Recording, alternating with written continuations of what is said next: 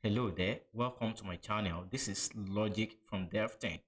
Today we are going to be learning HTML and CSS. But before we dive into coding, so let's quickly talk about what is HTML and what is CSS. So what is HTML? HTML simply stands for Hypertext Markup Language. It is the standard markup language for documents designed to be displayed in a web browser. Okay, so this is how it is.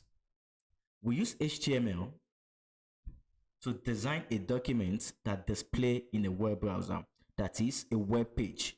So web page is a document that can only be viewed by a web browser. An HTML file must have an extension of .html. So in pictures, documents, we have documents like PDF. So this will have .pdf as an extension.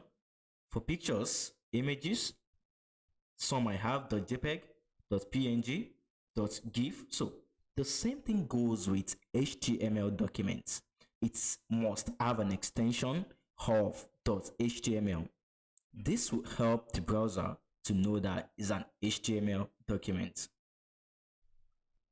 So let's look at the structure of an HTML document.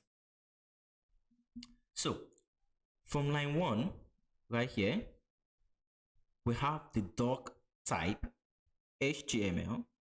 Line 2 we have HTML, then we have language English. Line 3 we have head. Line 4 we have title, some text, then we have title.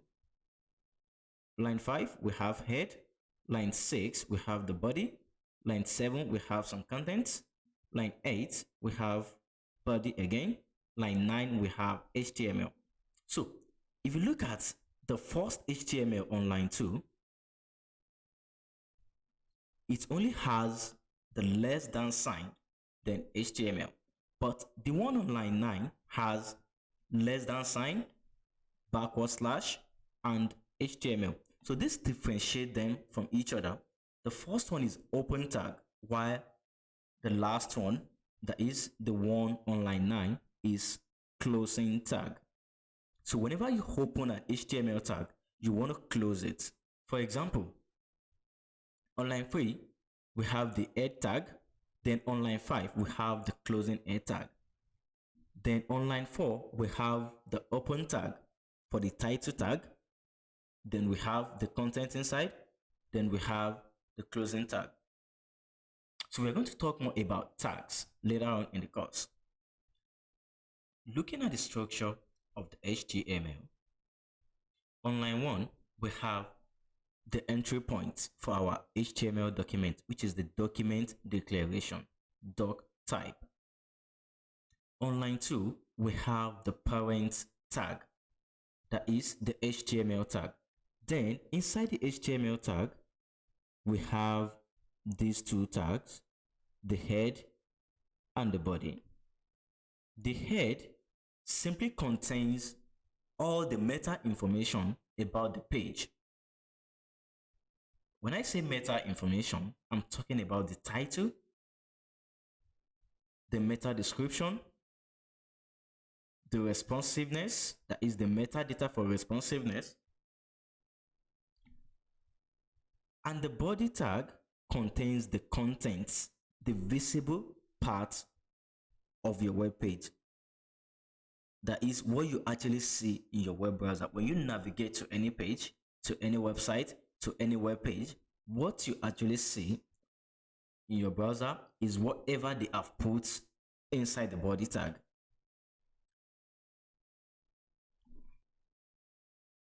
HTML tags. HTML tags, they are just special keywords which defines how web browser will format and display the content. This means that when you write a normal text, the way the browser will interpret tags will be different from the normal content. For instance, when you use the bold tag, When the browser come across this, it's going to make the word strong, or the content inside the bold tag is going to make it to be strong, to be bold. I mean, in highlighted form. So HTML tags helps the browser to distinguish between plain text and HTML content. So let's look at the structure of HTML tags. We have the open tag, then we have content, then we have close. So this means that when you open any tag, so let's take for instance the P tag. So that means I'll have P inside this place. Then I have to close it with P right here. So this simply means the paragraph tag. When you open the tag, you put the contents, then you have to close it. Now let's look at the following examples of HTML tags. So we have the H1 tag. So this simply means headline tag. But when you're talking about headlines, we have 6 in the family, which is H1, H2, 3, 4, 5, 6. So we have the H1 tag. As you can see, we have it opened. Then we just have to put the content right here. Then we have to close it. So this simply means that when you open a tag, you have to close it. So although not all the tags requires this. So we have some special tags like the break tag or the image tag and the likes. So all these, they are self-closed. Okay, if you don't understand self-closed, you don't have to panic. We are going to get there. We are going to explore all this together. Okay, so now let's look at the structure of HTML documents again. So on line 2, we have the open tag of our HTML, then we have to close it on line 9. So this simply means that everything else lives inside the HTML tag. On line 3, we have the open tag for the head. We have the open tag for the head tag. Then inside the head tag, we have the title tag, then the title contents, then we have the closing tag for the title. So this title is what you see at the top of your browser. So this title is what you see at the title bar of your browser. When you visit any web page, for instance, you go to facebook.com, you see Facebook at the top of your browser.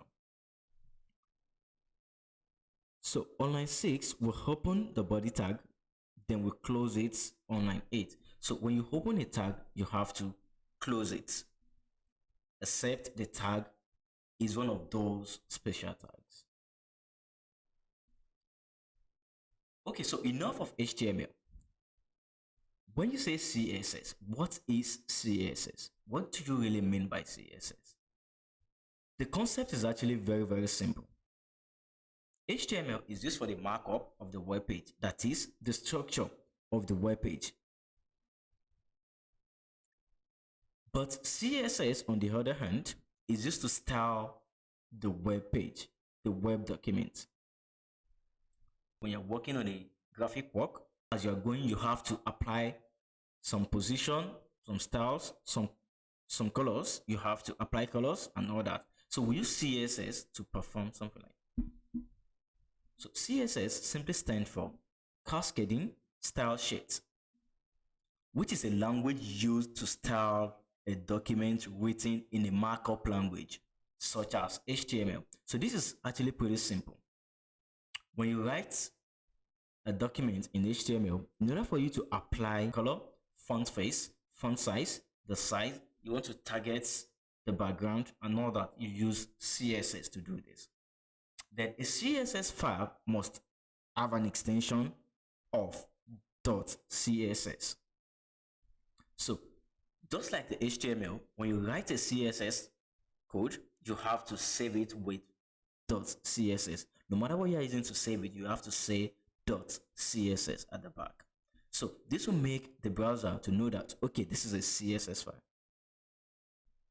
So let's quickly look at the structure of the CSS code. So this is how it is: selector, property, and value. So I want to target a tag. So this is actually a tag that you want to target. So I want to target a tag. So probably p tag, h1 tag, or something with a class name. There's something we call class name. This is an attribute you pass to a tag. So, or a class name, you target it, then you select a property that you want to attach a value to, such as color. So I can say color, then pass the value for the color. I can say color red, font size 18, font size 18. So I can say font family. I can target the background size, the background position. I can target the decoration. I can target the weight of a text, and many more like that we're going to be exploring as we're going in the course. Okay, so now that we've learned about HTML and CSS, so how do we actually write our HTML? How do we begin to write the HTML code? So this thing is actually very, very simple and pretty straightforward. So if I want to design something, I'll go for something like Photoshop or using CorelDRAW, Illustrator, and all that. So the same thing works with Microsoft Word. If you want to type a document, you go for Google Docs, Office, Microsoft Office. So the same thing here, if you want to write HTML code, you use Code Editor. So what is Code Editor? Code Editor is a text editor program designed specifically for editing source code of a computer programs. Okay, so when I say is a text editor, so it simply means that we use it to edit text, but with some features that make it very easy to use and to understand our code better. So we have a few examples here. So we have Visual Studio Code, we have brackets, Sublime Text, Notepad++, we have Code Lobster, we have Atom. But in this course, I'm going to be using Visual Studio Code. Without wasting too much of our time here, let's move down to the business. So what actually are we going to build today? What are we going to learn today? What are we going to use to learn HTML and CSS? See,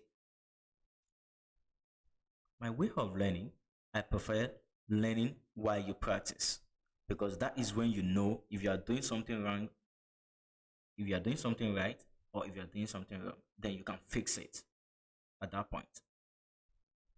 So I want you to navigate to this website right here. So I'm going to put the link down in the description. So you can just click the link and navigate to the website. So that is actually what we are going to build today. If you are here, so this is the website that we are going to build together right here. So this is a Rocket website, SKYE.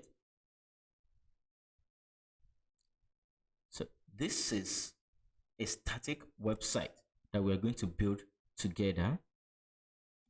So if you come down here, we have a slider here that shows us all their projects, all their launches. So if I go to view launches, it's going to take me to their project page where I can see all their launches. Then when I click on any one of them, so it's going to pop out this nice image gallery. So as you can see from here, I can view all their portfolio, all their projects. Then I can close from here, scroll down. So right on the navigation here, if I click on about, so we have the client list. So we are going to be implementing all this.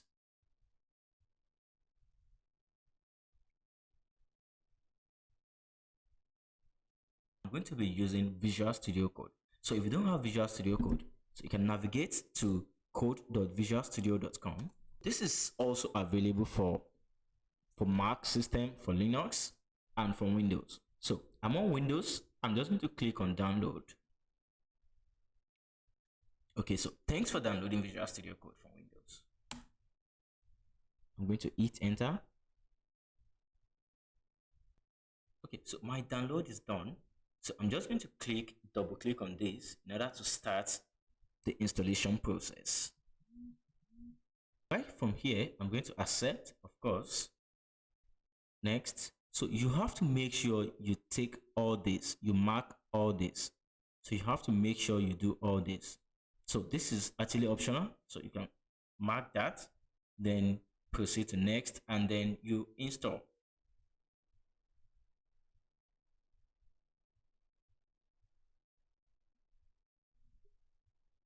Okay, welcome back. So this is my Visual Studio Code. So right from here, I'm going to select File. Then I'll say Open Folder. So I'm going to navigate to my C drive. Then inside YouTube, select New Folder. Then I'm going to call this project SKYE. Okay, so I'm inside the SKYE folder. So I'm going to say Select Folder. So yeah, I want this. All right, so before we start doing anything, so if you hover here, you're going to see extensions. So we're going to be using some extension in our code today. So if I click on the extension, so these are just plugins that you can add to your Visual Studio Code in order for it to perform very well and to serve you better. So if I search for live server, so I'm going to install the first one. So go ahead and install the first one. So if you already have it in your Visual Studio Code, you don't have to install it again. So just like mine, I can install again. So after that, I'm going to search for Synthwave.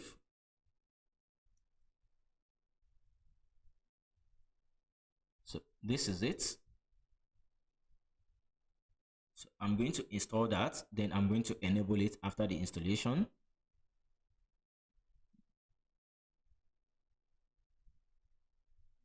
Again, I'm going to search for Prettier. This is actually a code formatter that is going to help organize my code as I'm going. So I'm going to click to install. So once you are done, let's continue. So if I go back to the website, so as you can see, this is the home page. Then we have the companies. So let's say the logo. Then we have their social media handles. Then we have the navigation here. So we call this navigation. So I have this folder. I'm going to put the link down in the description. So everything we need for the project is actually here. So these are images used in the project. So these are the clients. We have the icons. Then we have the launches. These are their projects. Then we have all the background used in the project. So I'm going to put the link down in the description. So once you download this, so you can select all the content inside the folder. Then I'm just going to drag it down. So as you can see, I'm going to drag it down to my code editor. So say copy folder. Okay, so I have everything here. So I have everything here. So what I'm going to do now is to create a file called index.html right in the project directory, not inside the asset folder, in the project directory. So what you can do is to click here, and let's click and say new file. Then you will be able to make new file inside the project directory. So what actually is index.html? So think about this as the home page of your project. So the home page of any website, if you navigate to any website, this is what will get loaded first. So if this is missing, then you are going to be seeing something else, either page not found or something. So from here, I'm going to quickly make the structure of an HTML document. So by using the Visual Studio Code snippet, so I'm going to say Shift +1. So this will pop out this for me. Then I can click on the first one. So this will give me the structure of HTML tag. So if I get rid of this document, then I say, hey, welcome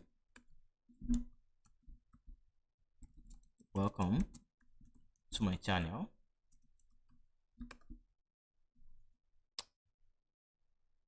So if I save this, right click and say open with live server, then we are going to see the result right here. As you can see, we have the title right here. And whatever we have inside the head, they are just information about the web page. Then the thing that you're going to see inside the web browser is whatever you put inside the body tag. So if I put this, save, and go back to the browser, so as you can see, I have this. What is this? I don't know. So as you can see, I have this right here. So if I go back and just play around, so let's say we have H1, and don't forget this is the headline level 1. So H1, if I say headline level 1 and save that, go back to the code, as you can see, I have the result right here. So if I say H2, headline level 2, if I say H3, headline level 3, so if I save this, as you can see, you can see that the sizes are not the same. So that is because this is actually level 1, this is level 2, this is level 3. So you use this based on whatever you are doing or whatever you need in your project. So if I say P tag, so this is actually the paragraph tag. So this is the paragraph tag. So if I save that, go back to my code. So we have the text right here. So we need to make title or a subtitle, a page heading. You use the headline tag, which is anyone from H1 to H6. So back to my code editor, I'm going to get rid of all this.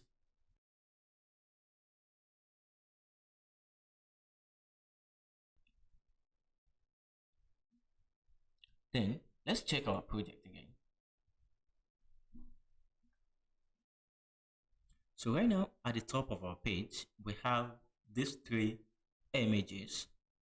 We have the Facebook icon, YouTube icon, then Instagram icon. So in order to do this, we are going to use the image tag. So as you can see, if I right click, I have save image as. So these are images. Then if you go back to your code editor, inside the assets folder, so under the images, so if I go to icons, so as you can see, we have Facebook. So this is the Facebook. So what I'm just going to do is to have an edit tag.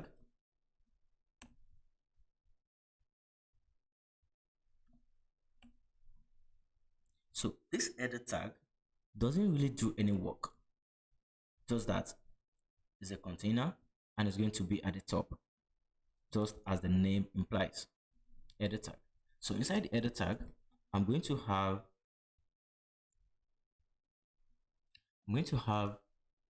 3 image tag. So when you need to use image tag, you say img, then this is self-closed. So you don't open the img tag then close it. This is self-closed. So inside this, we are going to pass the source attribute, source. So this source is actually the location of your image. So right now we have the image inside the assets folder, the img icons. Then we are going to put the image name. So I'll say assets. As you can see, I'm having options. This is good. img, then to icons, then to facebook.png. So if I save this, I should have the results, but this is the result. So remember, our image is actually in white color, and the page background is also white, so we can't see the result. So what I would just do is to go back to the project. So as you can see, if I scroll down, you can see that everything, so let's just say we picture all these as sections. This is the first section on the screen. So if I scroll down, we have another section. You can see that all the sections have the same size. As you can see, they are all full screen. So I'm going to keep everything here inside the section. So let me have a section tag. We have something that we call the section tag. This is also a container too. No special work. So I'm going to select all this, cut that, then paste it right inside the section tag. So if I save that, still go back, nothing yet, because our section doesn't have any style. And remember, we have to write CSS code in order to apply style to the section. So I'm going to leave that for now. So I'm going to grab the img tag with source, going to the assets, img, icons. So we have to use the YouTube now. So this is the YouTube, and remember, this is self-closed. So I'm going to grab img again. Source will be assets, img, icons, then to Instagram.png, and remember, this is self-closed.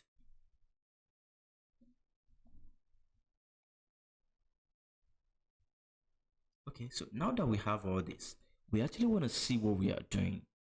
Like, I want to see what I'm doing so far, because if I do this, we have something but nothing. So if I go back, then I'm going to create a CSS file. So let me just call this style. CSS is for styling, so we are going to call it style.css. And if you can remember the structure of a CSS code, we say selector, then you open curly braces and you close it. Then in between that, you say property, then you set value for the property. So the selector, this simply means that the tag or whatever you want to apply the style to. So I'm just going to grab the section, copy that section. This is the selector. So I'm going to select in the section. Then what property am I targeting right now? I want to target the background color of the section. So I'm going to set the background color to black. So if I go back to my browser, nothing yet, because there should be a relationship between your index file, between your HTML file and your CSS file. So if I go back to the HTML, I have to call the CSS file in one way or the other. So I'm going to say link, because I actually want to link something. So as you can see, we have options. So I'm actually linking CSS file. So if I select this, so as you can see, this is giving us option. So this href means the location of your CSS file. So if I have the CSS file inside any folder, just like this asset, I'm going to pass assets, then probably the CSS folder, and start the CSS. But right now, the CSS and the index file, they are actually inside the same folder. inside the same directory. So I'm going to get rid of the assets and whatever. So right now I'm passing style.css. So if I save, go back to my browser, then we should have the results. So right now we are learning so fast. We are currently learning CSS. We are done with HTML. Let's assume that we are done with HTML because at least we know how to write text, then how to input image.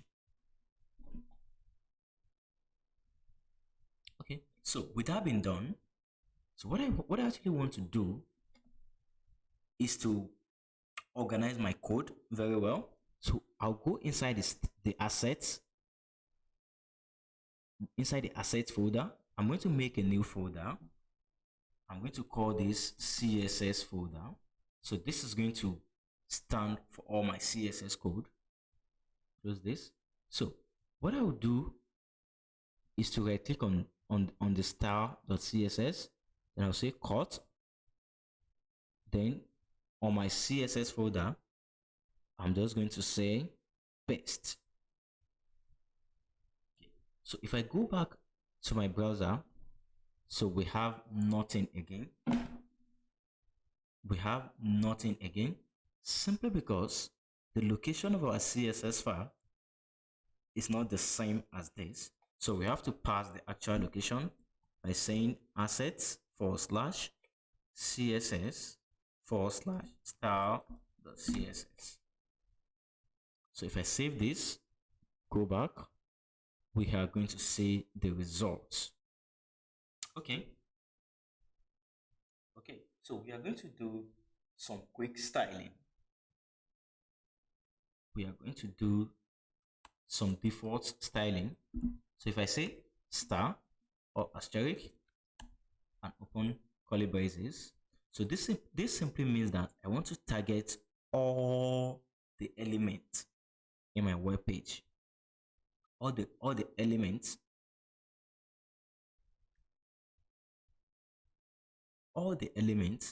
in my HTML,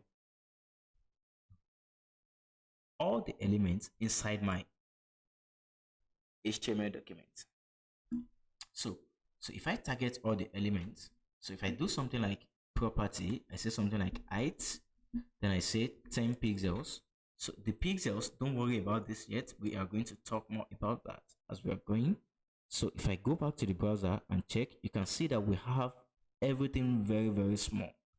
So that is because we are currently targeting everything, including the section. I mean everything. So what I just want to do is to say something like padding 0, then I'm going to say margin 0, then I'm going to say box sizing, I'm going to say border box, then I'm going to say color of everything should be white, then I'm going to say, okay, for now we are going to leave it like this. Now let's explain what we are having here. So if I save that, go back to the browser, so you can see that we have a little bit of white space right here.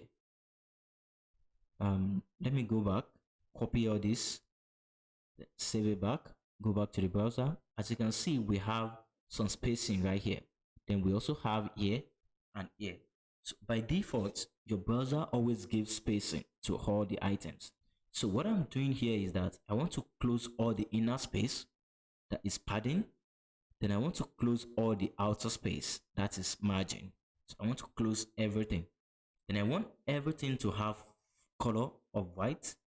Then this box sizing, for now, you might not really understand it. But as we are going, I'm going to show you how it works and why you need to be using it in any project you are working on. So I have that. So what I want to say under this section right here is I'm going to set the height of this section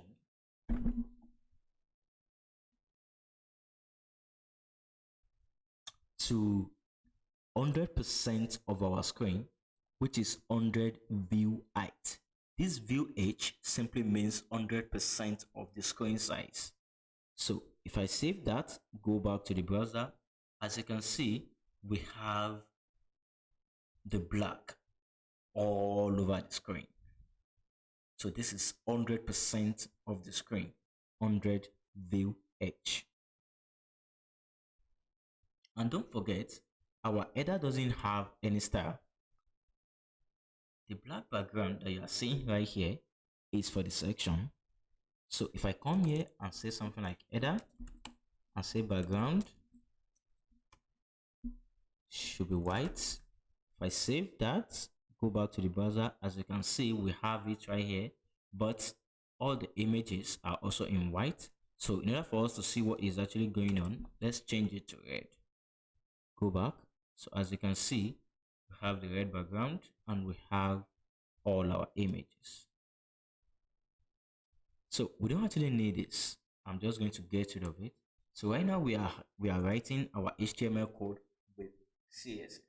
So what we are going to do now, we are going to jump back into our HTML code, then we are going to continue from there.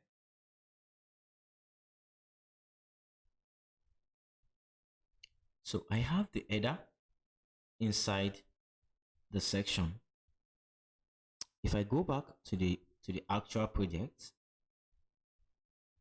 as you can see, the size of all these, they are actually pretty small, and they are also at the center of the header, because everything is inside the header tag and they're at the center of the header. So I'm going to come here, I'm going to say header, and I'm going to say text align center. So this is a property. This says all the elements inside myself should go to the middle or to the center. So if I save that, go back to the browser, now you see that we have everything at the center of our header.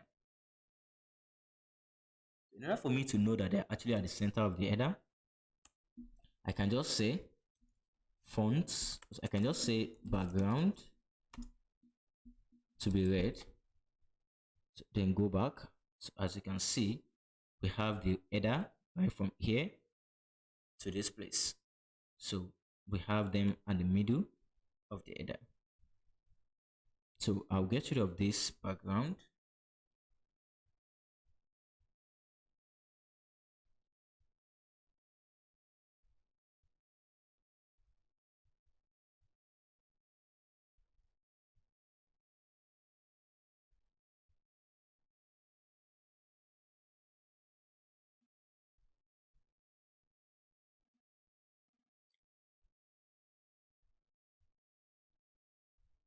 So what I'm going to do now is I'm going to pass the inner space padding.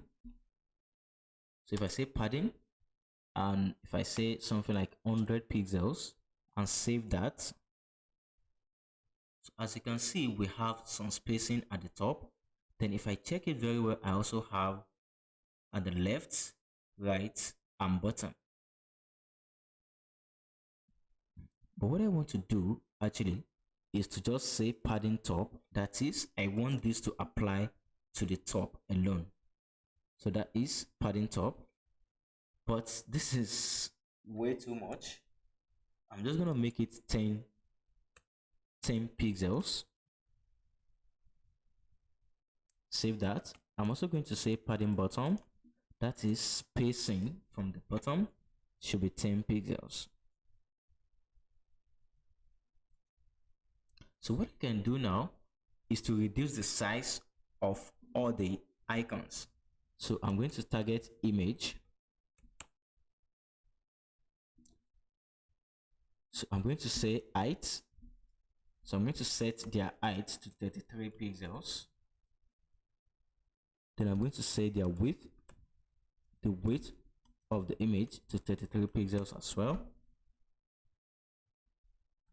So if I save that, go back, as you can see, they are pretty small now. Okay, so what I can do is to have my navigation. So this right here, this is our navigation, whereby I can click this to go to the about page, this to go to the projects page, mission and vision. So we are going to have our navigation. So I'm using the nav tag here, although this doesn't really matter. I can use the div section. So just think of this div section as a container. So whereby I can put multiple tags inside the container. When you have a container, you can put multiple items inside the container. So that's just how it is. So anything that now happens to it would depends on the style. So when you apply something like display flex, or you apply something like display inline block, or you apply something like display grid, so that would determine what will happen to the div. But as it is just a container, whereby if I need to have multiple elements inside one element, so I use div tag. So the same thing goes with the nav, but just that this just have the name of navigation. It doesn't do anything specially. So it only has the name of navigation, nothing special about it. So I'm just going to make it nav. I'm going to make it nav. So inside my nav tag, I want to have two sections inside the nav tag. So I want to have the site title, then I want to have the navigation links. So if you go back to the project, you should see it that way. This is the site title and this is the navigation link. So for the site title, I'm going to have a div tag with a class name of site title. Then I'll close the div tag. So inside the div tag, I'm going to have a level 3 header that I'll say SKYE. Okay, so this class name is just an attribute, right? Inside my style sheet here, you can see that we are actually targeting the tags. So which means that if I'm going to have another image tag apart from the ones in the header, if I'm going to have another image tags, it is going to have this same attribute, this same property and values. The height and the width, they are going to affect it. So that is why I need something like a class name. So whereby I can come here, target the class name and do whatever styling I want to do. So that is just this. So if I come to my style sheet and target the site title, so I can then say something like, let me say background of red to actually see what I'm doing. Go back here. So as you can see, this is it right here. Now I'm only targeting the site title.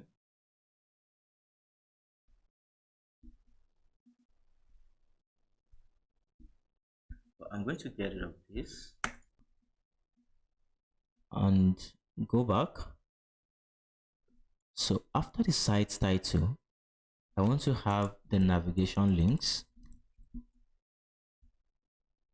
So under our navigation links, we are going to have a list of items that says home, about, projects.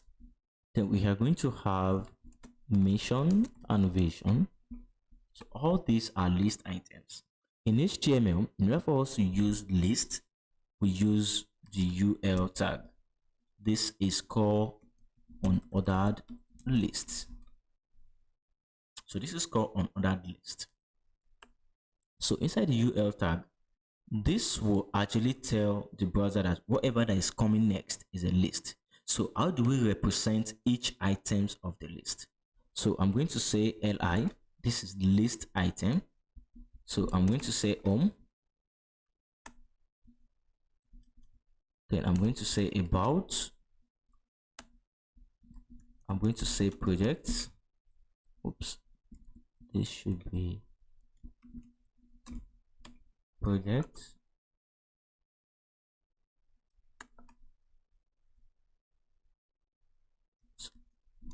I'm going to say mission, then vision. So let's get rid of this.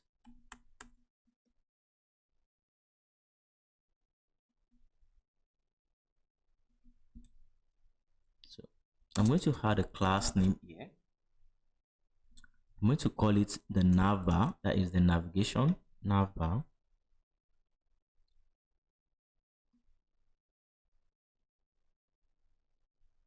So right now, if I go back to my browser, so I have all the list item, then I have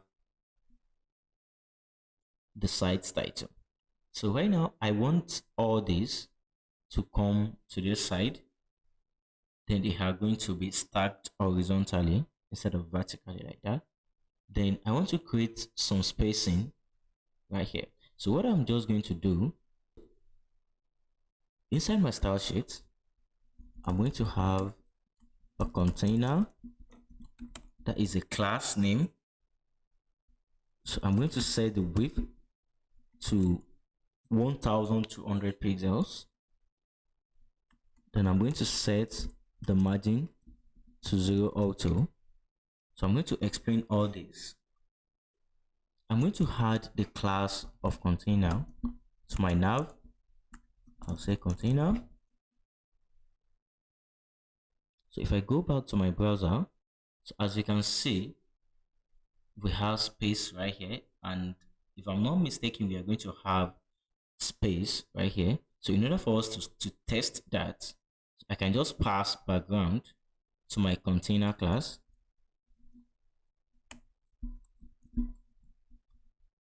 So I can say background color red or background red. So as you can see, we have the container right in the middle, right at the center of the page. So the margin 0 auto simply means that from top to bottom, I want no margin, that is the 0. Then the auto is left and the right. So the left is going to be auto, that means I want it to move to the right. Then the right also is going to be auto, that means I want it to move to the left. So I want it to move to the right and left at the same. So the container is just going to stay at the middle, which is the center.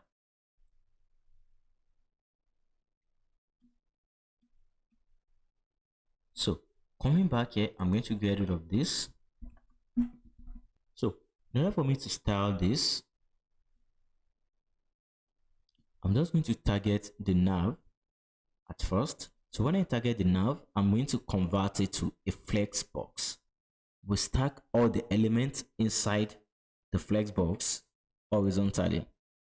So instead of like this vertical, so it's going to stack them horizontally. So back to my style sheet. So when I say nav, I can then say display, then I'm going to set it to flex. So this will convert it to flexbox. If I save that, go back to my browser. So as you can see, they are beside each other now. So what I can do to create space in between them, that is to make this to come to the other edge while this stay right here. So I can just say justify content space between. So when I say that, it's going to create space in between the two elements.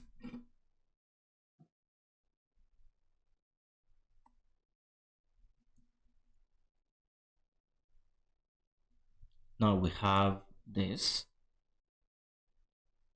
So what I can do now is to actually target the site title. I'm going to say site title. But what I want to do is to actually style the H3 under the site title. So I'm going to say site title, then I'm going to call the H3. So this is like another dimension of calling elements. So I'm going to say site title h3. So I'm going to set the font size to something 2.3 rem. So this rem is actually a measurement, just like the pixels that we have been using, and the view height that we have been using. So oops, there's a mistake here. So we have the size right here. So I'm going to set this on that list to flex also. So in order to make all this to come beside each other instead of on top each other. So I'm going to target nav, then UL. I'm going to say display flex. So in order for me to remove the bullets, I'm going to say list style type. I'm going to set that to none. So that means I don't want the bullet. So what I can do now is to say nav UL, then the LI under the UL, that is the list items under the UL. So I can just say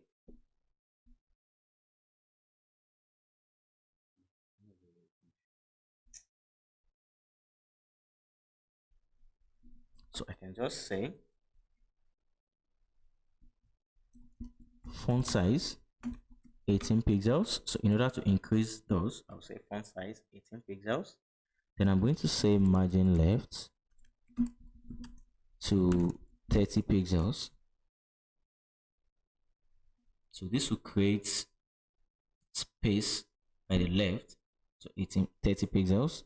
So what I can do now, as you can see, the height of the site title is more than the height of all this. So what I can pass to the nav is to say align items center.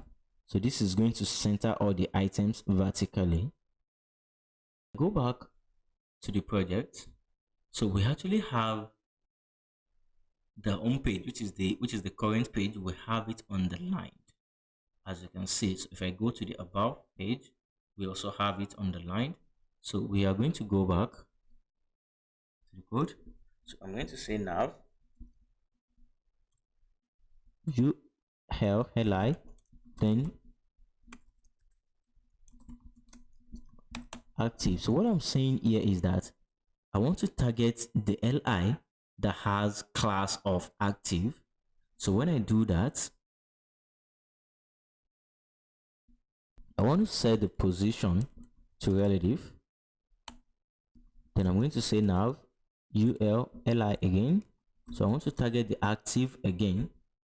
So when this is active, I want to target all the content after it. So this after it is not really visible right now. So right here we have nothing after the home. So this is before and this is after. So we have nothing after the home. So if I just say content, after it should be hello, and go back.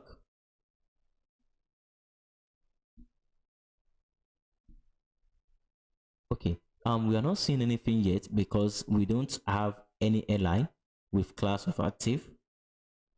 So I'm just going to say active, then we'll go back to the browser. Now as you can see, after the active we have the word hello. So I don't want to have any word. I'll get rid of that.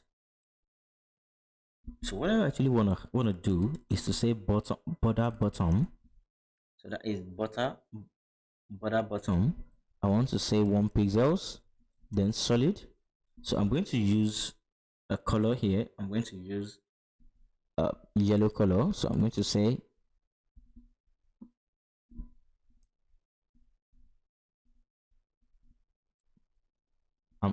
I'm going to say ash DEAF07. So if I save that, we should have border bottom right here, but simply because there is no content, so you can't actually see a border bottom of an empty content. So if I go back, If I go back, I can set the width to 100%. Then I can just say position to absolute. Then I can set the bottom to minus 30 pixels. Then I can send left to 0. So if I go back and view what I have so far, so this is actually the result right here. But before I start doing most of the things here, if I go back to my project here, you can see that the font is not actually the same with what we have here. You can see the font here. There's an error here, so let me quickly correct that.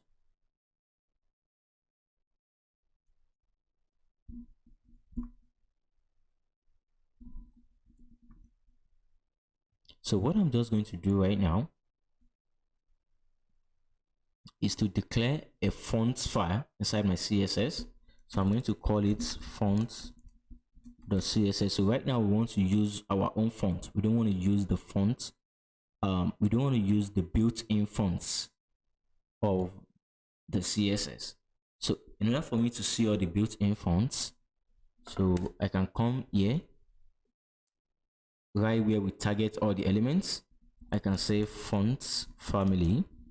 So you can see all the built-in fonts.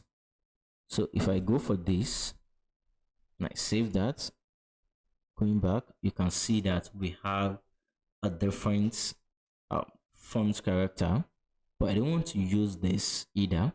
So I'll navigate to fonts.google.com. So from here, I'm going to search for Geo. So that is actually the name of the font. So this is the font right here. I'll click on the fonts. So I can choose to download this. Then at the same time, I can just copy the link and use the link. So what I will just do is to select this, the regular 400, select it. Then I'm going to say @import. So I'm just going to copy the @import code, or better still, let's just copy everything. So I'm going to copy everything, then paste it right before everything in my style sheet. I'm going to paste that. But what I'm going to do now is to get rid of the style tag. This is a tag. Get rid of that. Get rid of this and save. So from here now, I can use the font name. Can you say family Geo? So instead of passing this, I'm just going to say Geo and save. So go back. Now we have what we are actually looking for.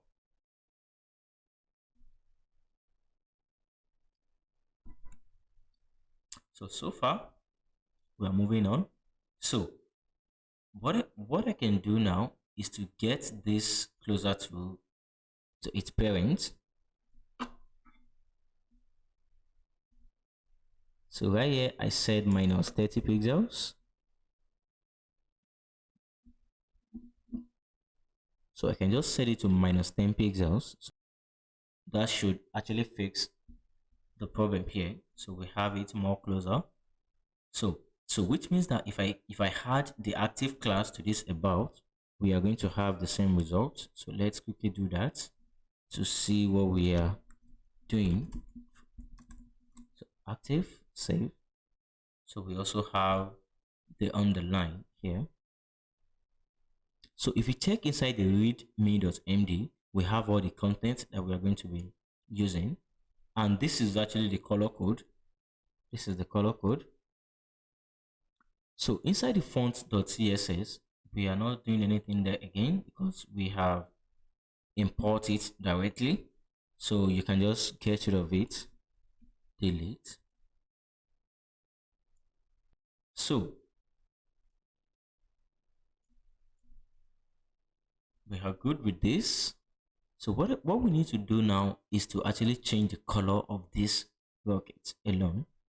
So if I go back, you can see that the rocket and the sky, they are together in an h3 tag.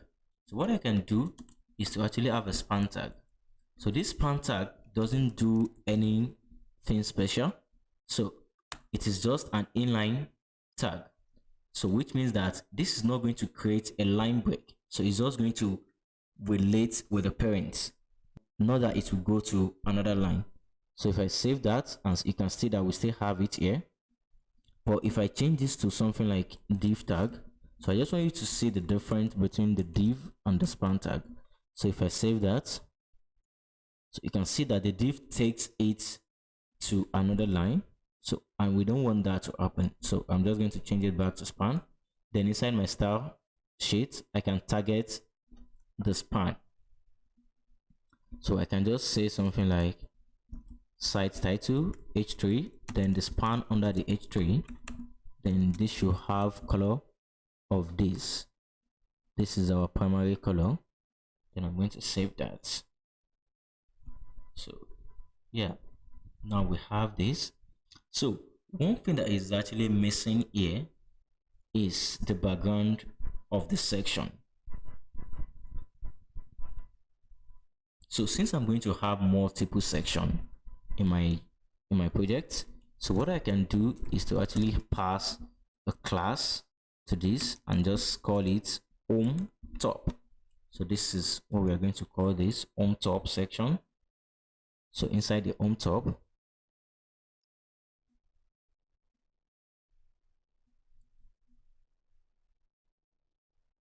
so where I have my section declared, so I can just say a section tag with class name of home top. There is no space here, so everything is together.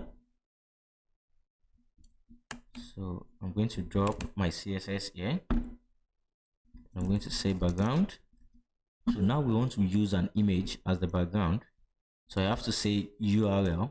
So because I need to specify the location of the image. So the image is actually inside this img tag. So I have to drop out from this CSS folder. So now for me to go back, I'll just say dot dot, then /.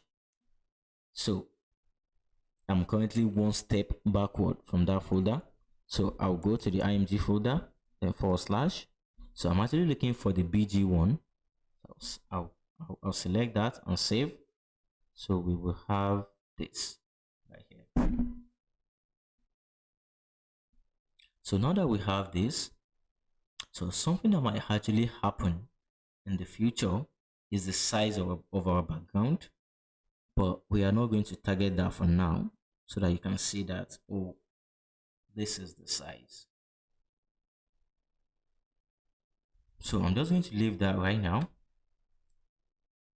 So going back to my HTML code, now we can get rid of the class, the active class here.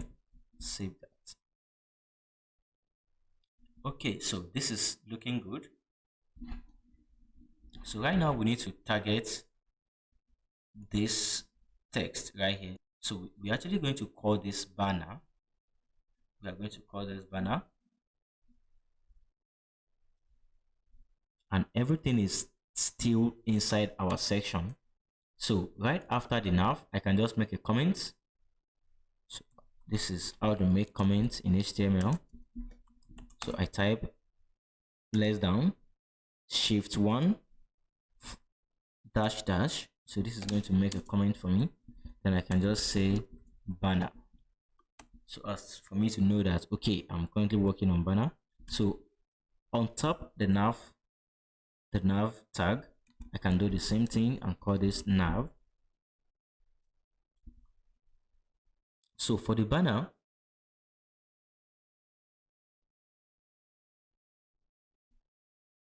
this is going to be a little more faster, because right now you can see we are familiar with some of the HTML tags.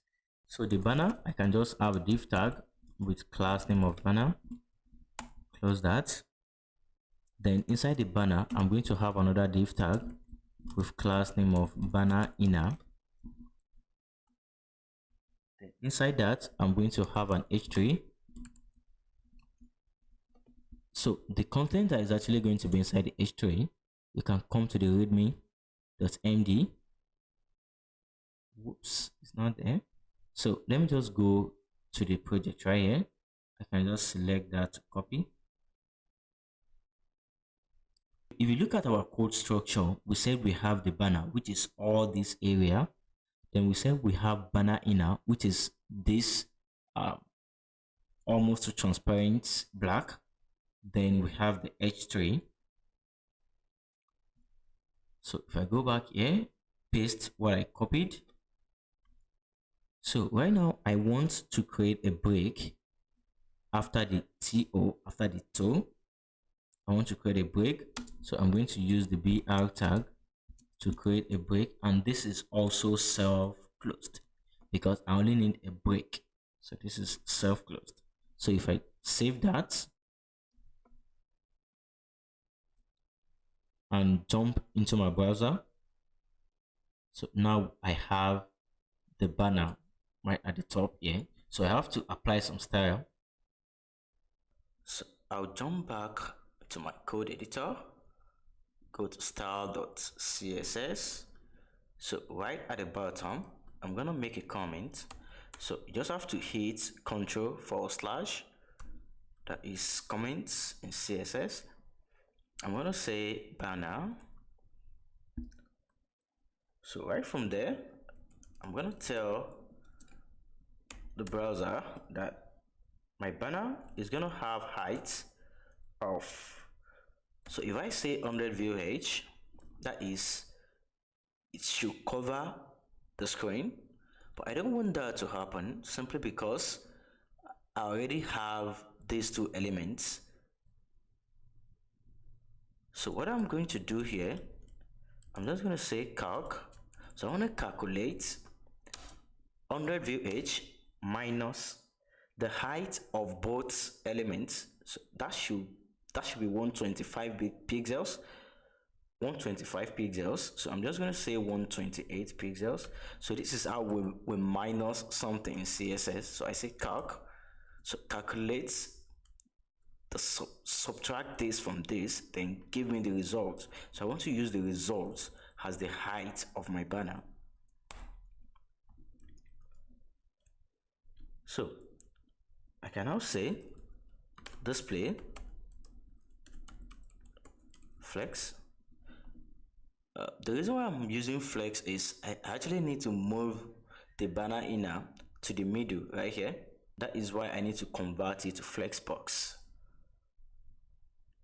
So I say display flex, then I can go align items center and justify content center.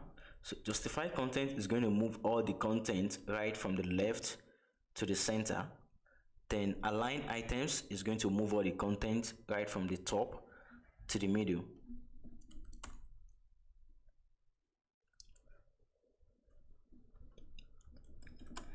So I'm going to target the banner inner.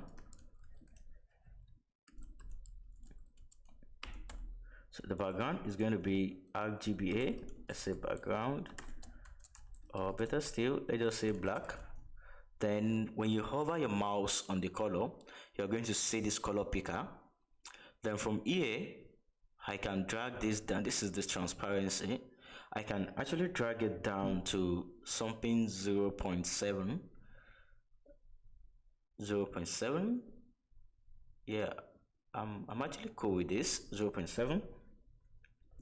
Then I want to say the width should be 80%, and the max width should be 760 pixels. Padding, let's go padding top, that is the inner space from top, should be 60 pixels. Padding bottom should also be 60 pixels. So let me save that. Let's go back to our browser. We should see it right in the middle of the screen. So what I can do now is to actually target the h3 under the banner inner, which is this h3. So I can either attach class to the h3 and just call the class here, or I can say banner inner, then h3. First of all, let's say text align center to make the text to come to the center. Then we have to change the font size just to make it bigger. Say font size, I'm going to go 3M. Yeah.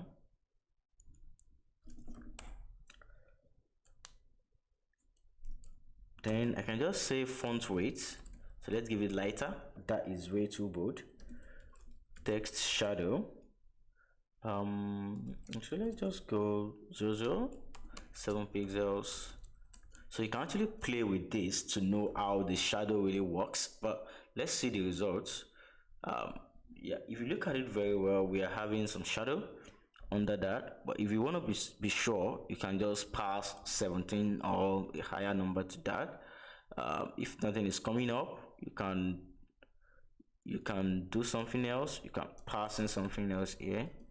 But I just want you to know that we have a shadow right there. If you check the heart,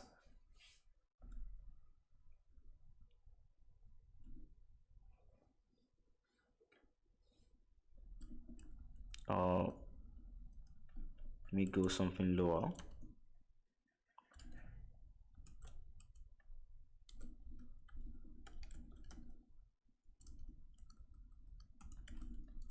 Just go ahead. Yeah, can you see the shadow right there? Oh, I want it to be gray. Yeah, that looks great. So we're actually through with the banner. But if I go back to the web page, we have this this missile, this rocket. We have it right here. So we actually need to do this before we move down to the mission. So I'll go back to my code, back to my HTML. So right after the banner, I'm going to have an image tag. You know, that is actually an image. So for the image, I'm going to set the source to assets img. That is actually the missile miss ile. So let's call it let's say banner bg. That is the class name of the image, so that I can target the class name for my style sheet and just do something with it. Where is it? Oops, this is it. This is it right here. So let's do something with it. Go to my style sheet, call that.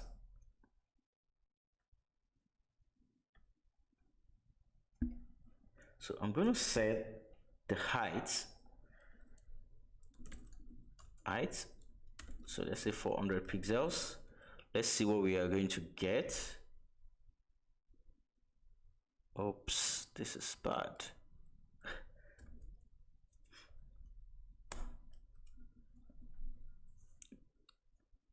Let me say width. I don't actually know what is causing the problem, but okay, yeah, I think I know. So let us do something like, because what we actually want to do is to position it right under our banner. So we are going to use CSS property position. Then I'm going to set that to absolute. I'm going to set the bottom. So now that I have the position on absolute, now I can use the normal property instead of using margin bottom. So I can just call bottom 0. So go back. So now we have it right here. So I'm going to say width auto. That should fix the problem here. So what I need to do now is to actually make it come to the center of its parents right there. So I'm going to say, I'm actually going to say left 0. Then I'm going to say transform. So what I can also do is to just say left should be either 30 pixels, 30%. So that will come to the middle like that. Yeah, but I can as well say something like transform. Then I can say translate. Let's go 100%. That's also come to the center. So what I can do is to actually set the Z index of our banner. So I'm going to explain what Z index means. So let me set this to 2. And let me actually set Z index of this to 0. If I go back, we actually need this behind the banner. So what I'll do is I'm going to set the home top. So we have the home top somewhere. So this is it. I'm going to set the position to relative.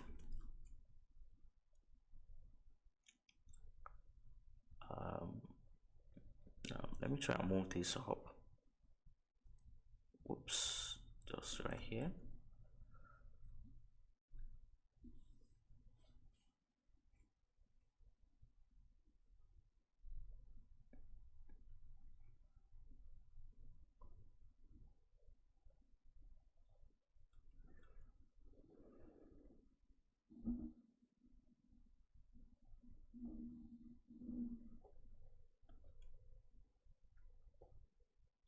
Whoa. I actually want to set the Z index of this to 2. So let me save that. Not the banner, but the banner inner. Let me save that. So now we are having the expected results. So what actually happened is all this, they have their index number. So this is like a queue. First come, first serve. So the person at the front must be served before others. So now we have positioned this from the front to 0. So this, the 0 actually means here, the 0 actually means that first come, last serve. So when you first enter, you are going to be served later. This is like some kind of data structure, the way I'm actually explaining it, but this simply means that I want to give this high priority while I reduce the priority for this. So that is just what I did, and that works fine. So if I go to my browser, so we have this nice start. So let me go to the web page again. So if I scroll down, we have mission. So let's go to our text editor, come down. We are gonna have a section, another section. We're gonna give it a class name of mission. Probably home mission, because this is actually the home page, home mission. So under the home mission, I actually want to have a div that I'm going to pass in class name of container. So right after that, I want to have another div with a class name of home mission content. So this is what you can do. This is a shortcut to that. So you say full stop, then home mission content, then you press tab. So this is going to generate the visual with class name of home mission content. So right from there, I can say h3 with our mission. So right after the h3, I can say p. I think I have the content somewhere. So inside the readme.md. So this is the mission. We can just copy this, paste. So right after that, I want to have our button, but this is actually going to be an anchor tag. So this anchor tag allows me to move from one place to another. So you can see that when I press A,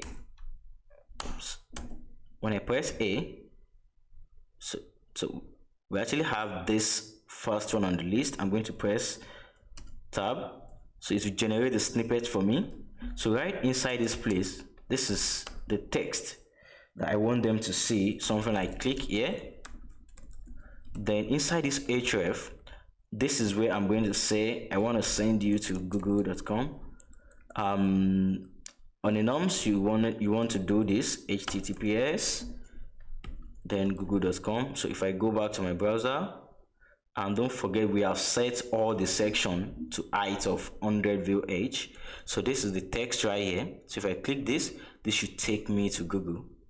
So that is anchor tag that allows me to move from one place to another. But I don't want to go to Google this time around. I just want to go to mission.html. We don't have the file yet, but very soon we are going to create the file. So I don't just want to say click here alone. I just want to say something like I want to have two elements inside this place, the icon and the text. So the first one, which is going to be the icon, we're going to have a span tag. Remember, a span tag doesn't create a break tag. It doesn't create break. It's just going to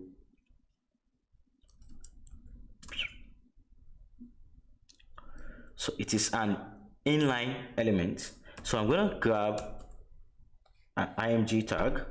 I'll set the source of the image to assets, images. Then this will go to icons. Of course, we need icon. Rocket. I'm going to call rocket. I'll set the height to 24. Okay. So the second span tag. So I'm actually doing this so that the text, the image and the text will stack beside each other. So learn more. So if I go to my browser, so we have the icon and we have the text. So that is actually how simple the mission page is. So we're going to use the style sheet to qualify the look, to make it look nice, just as what we are actually seeing on the web page.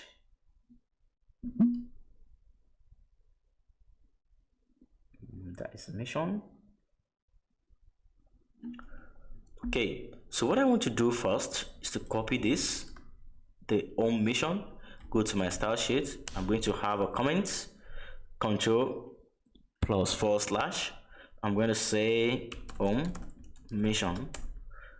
So paste that.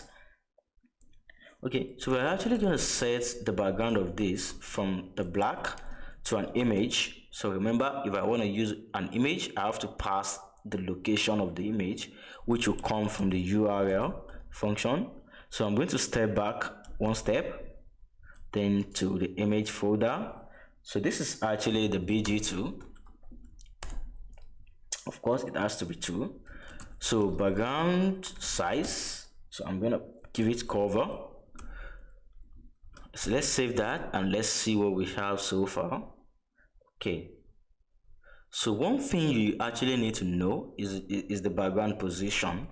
If I say background position, if I say something like top, so let's see what we have with top. So we still have the same thing. So if I say let me say bottom. So I just want you to know what we mean by background position. So I think I'm going to leave it this way. Let me check the one on the web page. So this is actually top. So this is the bottom. It is going to position the background. It's going to start viewing the image from the bottom to the top. So let me say something like left also. So what this means is that on the vertical axis, that is on the y-axis, we want to be viewing the image right from the bottom. Then on the x-axis, we want to start from the left. So if I say something like right, nothing changes. Let me say center. So we have something there. Whoops, no changes. So that is actually because the image is kind of fits in to the background. So what I can say now, I can say home mission. Then I want to target the home mission contents. So if you go back to the HTML code, you are going to see the div with class name of home mission content. I'm going to say margin top. I'm going to set that to 10 view height. I'm going to say padding to 30 pixels. I'm going to say text align. I will say right, and width of 95%. Then I'm going to say max width of 400 pixels. I'm going to say margin left to 400, margin left to auto. So there's actually a repetition here, so you can see that we have everything to the left. That is why I said text align to left to right. We have everything to the right. So if I get rid of that and come back, you can see that it is no more at the right side. So let me take them back, and coming back now, let's target the h3 under the home mission content. So h3, so I actually want to set the font size of this to 48 pixels. So that is pretty big. So then I want to target the p tag, which is the paragraph under that. So just get rid of this p. So I'm say font size 24 pixels. Then the font family. So because I don't want to use the same font with this for this one also. Oops. What is going on? What is this? Let's go back to the code. Oh, I think, yeah, it's actually the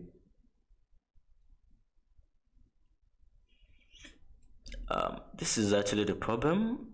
We pass margin top 10 VH, so it's actually going to have the margin top, of course. This is the problem. So what I can do,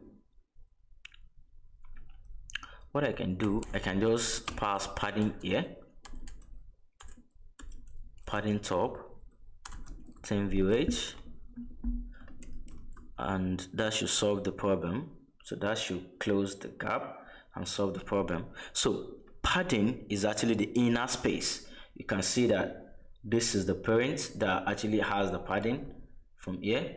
Then we set padding, that is the inner space from top, should be 10 VH, that is the 10% of the screen size. That is the 10%.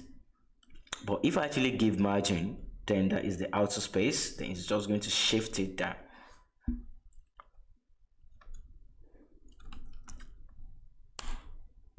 Okay, so I actually want to change the font size of the paragraph tag. So what I can do, let me scroll up. So you can see that we import a font from Google. I can also go back to import another one. Let me just say fonts.google.com. So let's say open Sans. So that is the font that I'm using. So this is the first one, but I have to remove all. So I have to remove all. You can see this was the previous font. Let me remove all. Then I can now add this. I love using the 400. Where is it? This is the 400. Then click on import. Then you can actually drag, copy everything. You know we are not going to need the style, so that is why I don't copy that. I just copy the import alone. So go back to your code, your CSS, paste that. So now I can use open Sans. So let me scroll down. You can say font family to be open space Sans. Save that. Go back. You can see that this is now different from what we have at the top. So what I need to do now is to actually style my button. So I need to style the button. So since we are going to have this button across all the pages, we can just do something like let me say, let me have a class, my button. So for my button, let me first say text decoration none.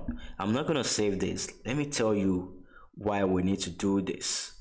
So as you can see, my learn more is actually having underline. So whenever I save that, go back, that should clear. Okay, yeah, we actually need to attach this class name to the button, which is this one. Let me say class name button. That should be my button. Yeah, then you can have multiple classes. So let me just say mission button. Yeah, we shouldn't be having that. Oh, my underscore button. I love that. Okay, so that is cleared. So go back. Then I can say, at first, let me set the width to fit content. So I don't want to set any actual pixels or actual rem or actual m, any actual size for the width. So let me just say should just fit content.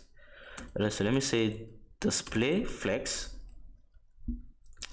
Then I'll say align items center, justify content center, and padding 0.36 rem and 0.62 rem, and cursor should be pointer, font weight should be bold, and let's actually get rid of the background first. Background transparent. So this cursor pointer, if I get rid of that, comment that out, so you can see that this, we don't actually need the cursor pointer. This is the pointer. So admin is not actually showing us this. I can pass cursor pointer to that. So let me get rid of that. We don't need it, or let's just leave it. So let me say font size should be 18 pixels.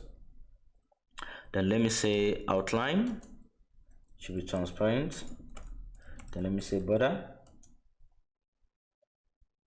radius should be 4 pixels. Then let's go border should be 1 pixel solid. Then our primary color, which is this yellow, then the color also should be the yellow. Then let's pass transition. So this is actually some kind of animation transition. That is some kind of animation. So as you can see that there's a slow animation right there. Let me do something and come back. Oops, that happened so fast. Oh, it's not working again. Okay. So what I want to do is, whenever I hover on my button dot hover, so this hover simply means that whenever I place my mouse on it, so I actually want to show the user something that, okay, your mouse is on me.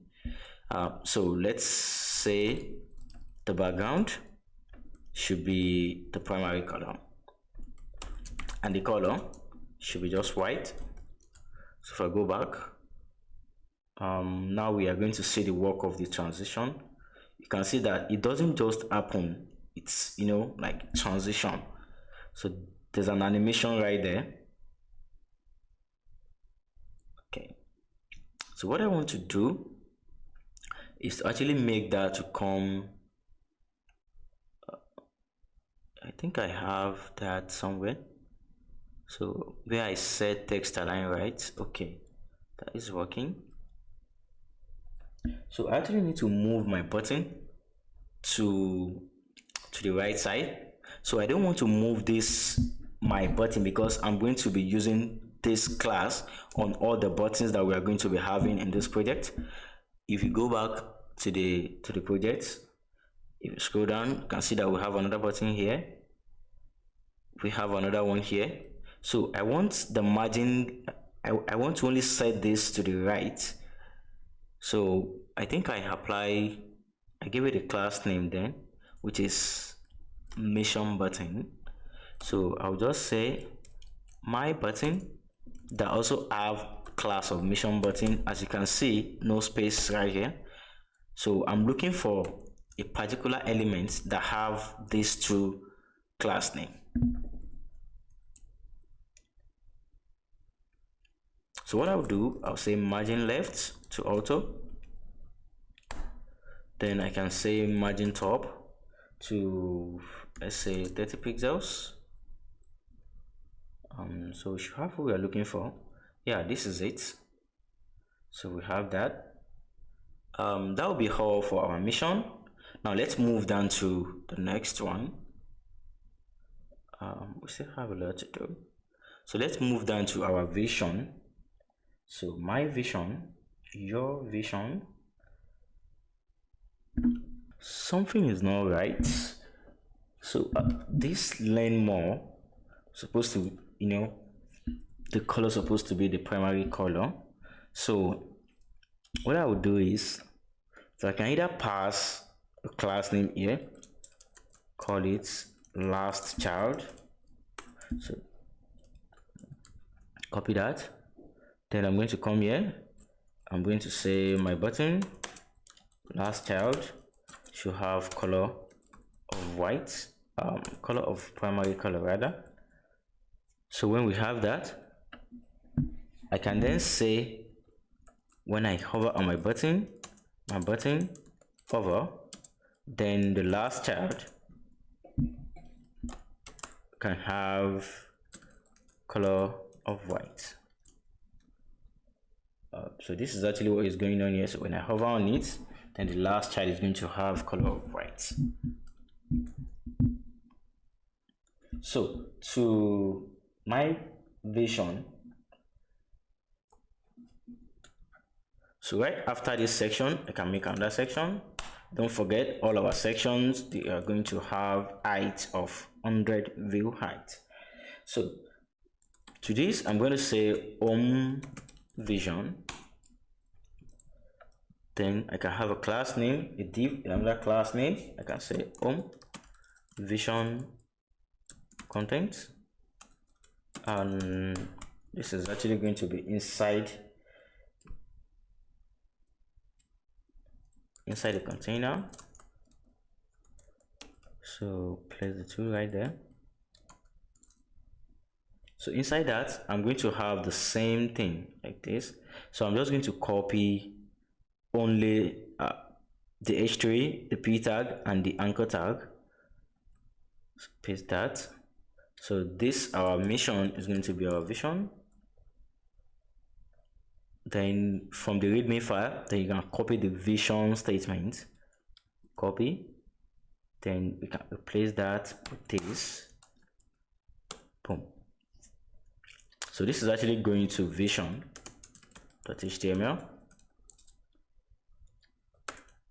Okay. If I view that, scroll down, so we have this. We don't have the style for it yet. So let's go back to our style sheet and let's style something.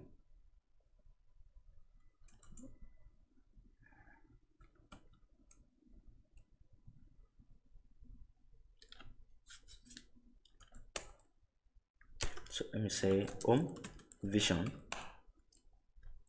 Now I can say vision,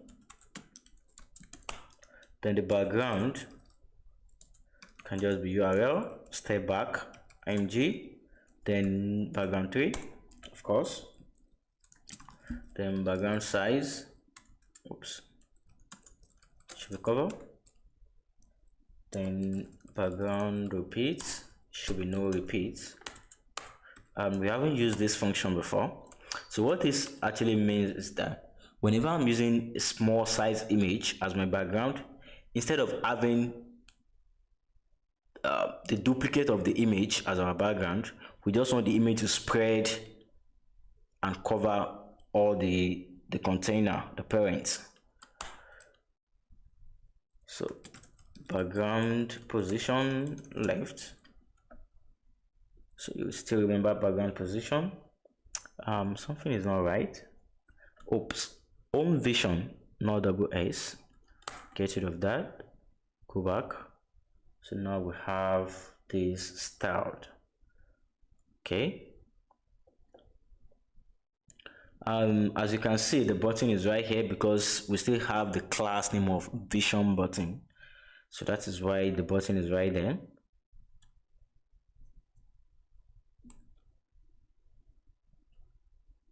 So since I'm going to be having the same thing here, I'll copy that, paste it. Let me change this to vision. Oops. I'll select this, I'll select the mission, I'll say Ctrl D. Now I'm currently selecting the 2 here, Ctrl D again, I'm selecting the 3, Ctrl D again. I'm going to change that to vision. So this should give me what I'm looking for. So I need to style the main contents. So I think we have the same thing with this also.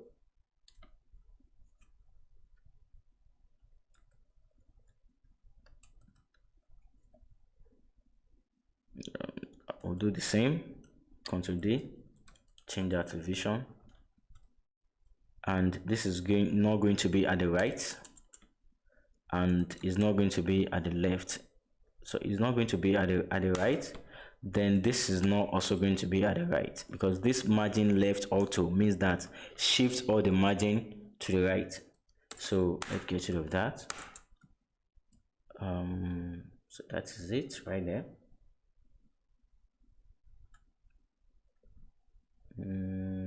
Yeah, I think that is not 400. I think it's 500.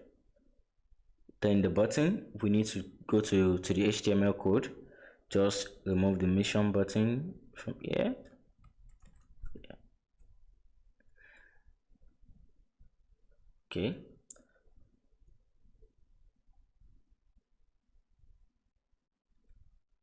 so what I will do is that I'm going to attach, I'm going to say vision button. So I'm going to copy that, then I'm going to give it a class vision, then I'm going to give it a style of margin top 30 pixels. So this should solve my problem. Okay, so we're done with this. That's quite fast. So right now to launches. So this is like all their projects, launches. So we are going to make a new section.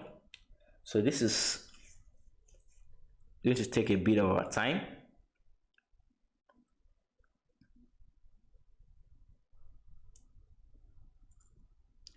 So I say section with class name of launches. Let me say home_launches. So inside that, I'm going to grab a container. Then I'm going to say launches content. Then inside that, if I go back, so you can see that we actually have information about the launches. Then we have, let me call this gallery. So this is all their launches, like something like portfolio. So go back. Then I'm going to have launches info. So inside the info, we're gonna grab an H3 that just say launches. Then right under that, we'll grab a p tag. Then we can see the content here. So copy, paste. So right after that, I'm going to have my button. So I can just copy the anchor tag from here, paste. And so probably let's just call this launches button.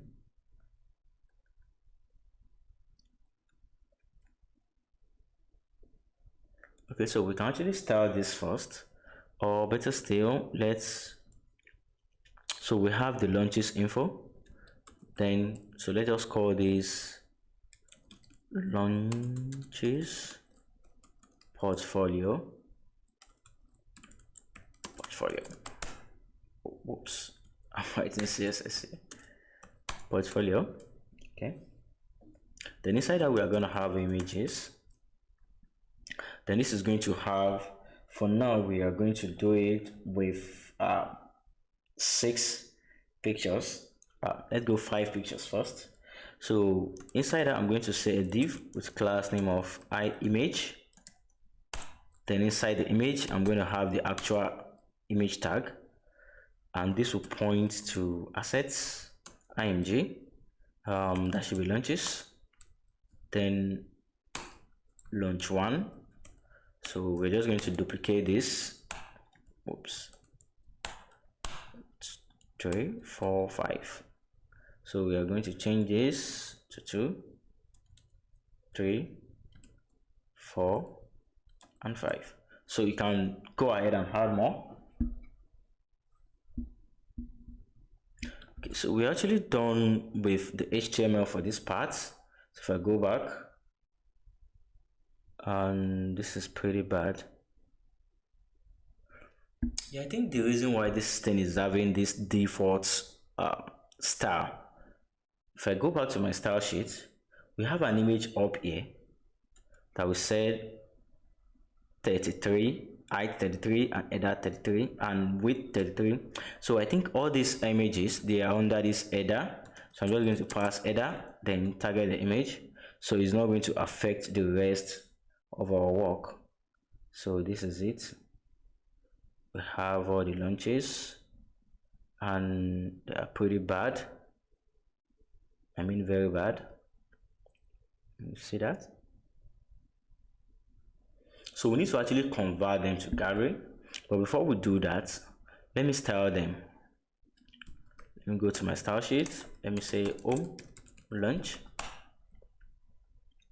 So that is actually under home.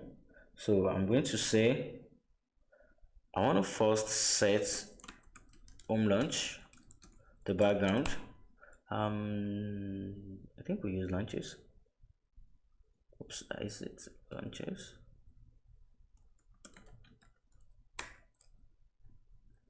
So I can say background URL, go back in time, img, then this should be 4. Background position, I think we are going to go for center for now. Background repeats, no repeat. Background size, cover. So if we check that, don't worry, and we actually have the background. So what I can do is to say home launches, then launches content. So I can set that to display of flex, because I want the info and the image to be stacked beside each other. That is flexbox. So I'm going to target the info, home launches, then launches info. Oops, info. Then for this, I can say the width should be 40% of the parent, and margin top should be 10 VH. Is this not going to cost? Yeah.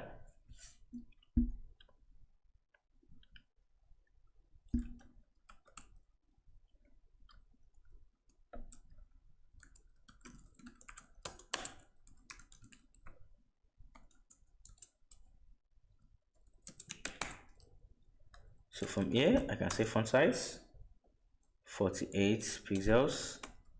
We have been using that. Home launches and launcher info, and target the p tag. So just say font family, say open sans.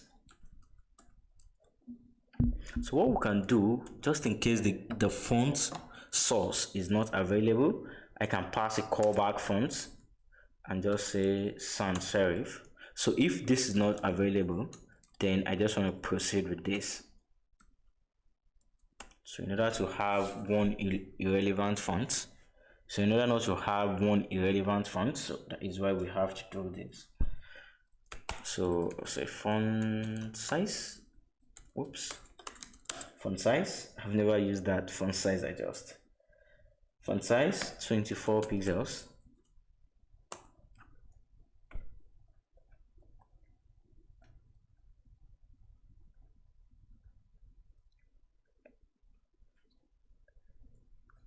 So that should be good for this. Yeah. So what I want to do is actually target the images. So launches, then launches images. I'll say width of 60%. Then height should be under view edge, just like the parent. And then this should be display flex. Justify content center. Align items center.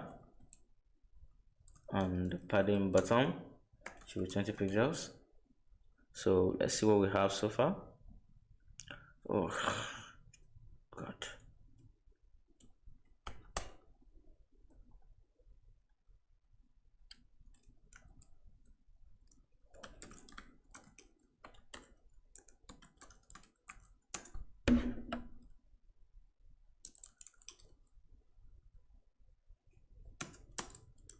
Then image img, that is the actual image. So I'm going to say height should be 600 pixels, width should be 500 pixels, object fit should be contained, then radius, border radius 30 pixels. Come on. But is that not working? Oh, this is actually portfolio. So I'm going to replace all the launches images, portfolio, and we should have the results. Whoops, what are they doing? Dang. Wow. Oh, that's bad. Okay.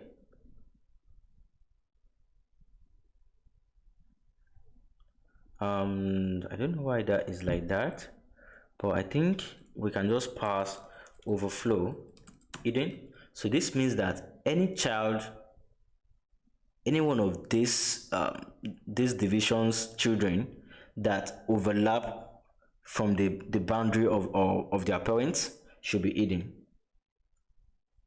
That is yeah, that works.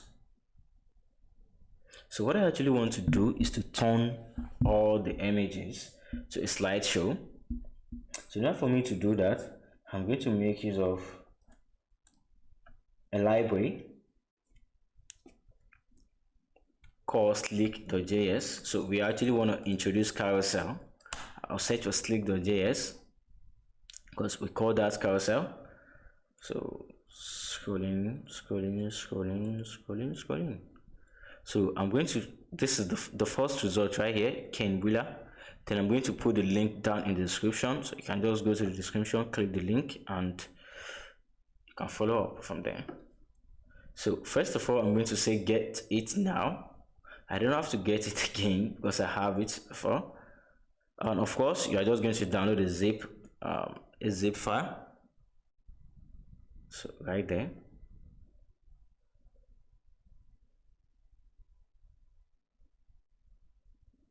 Okay. So we are going to extract the downloaded zip folder. Click extract. So what I actually need is this slick folder. So I'm just going to drag that down to my code editor somewhere here. But if you are not using Visual Studio Code, you can just say, you can right click, you can see that this is inside our assets. So asset, So if you're not using Visual Studio Code, you can right click and say reveal in File Explorer. So we are going to have it here. Then open that. Then you can copy from here. Where is it? So you can copy this, then go back and just paste. So that is how simple it is. So let's move on.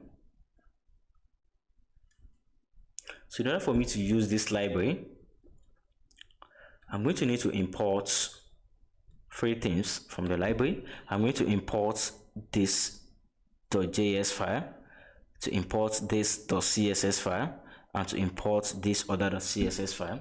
So if we want to import all this, we can do it at the top here. Let me say script. So because this is .js, so we have to use script. Assets, then slick.js.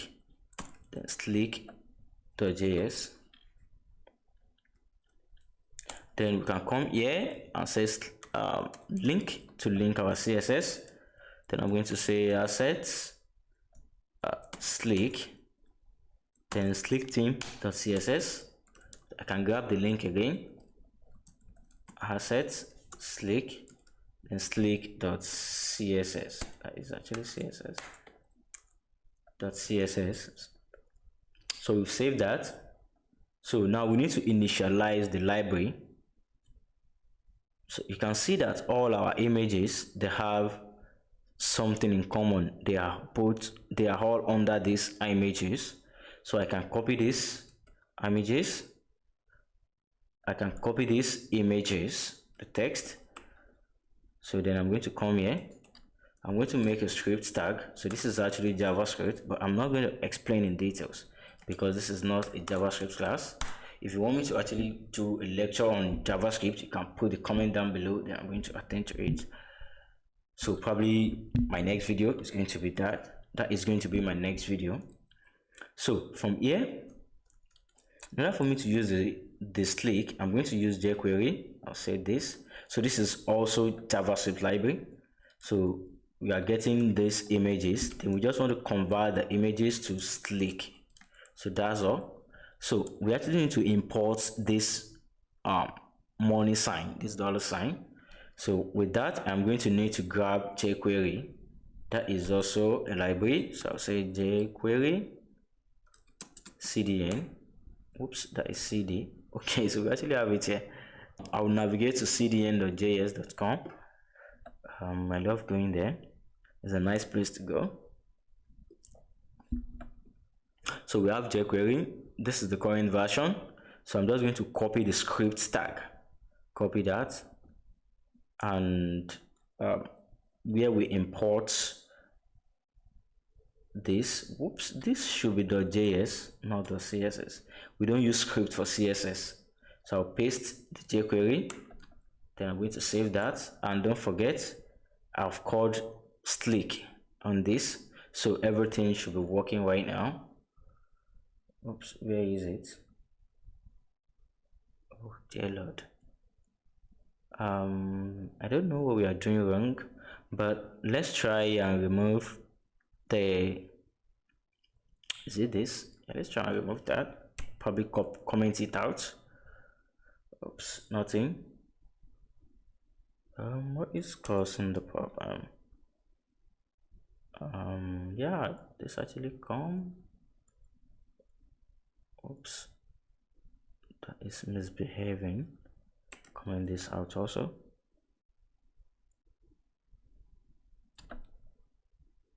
Whoa. The problem, I need to actually say, because after the launches portfolio, we have another class which is images.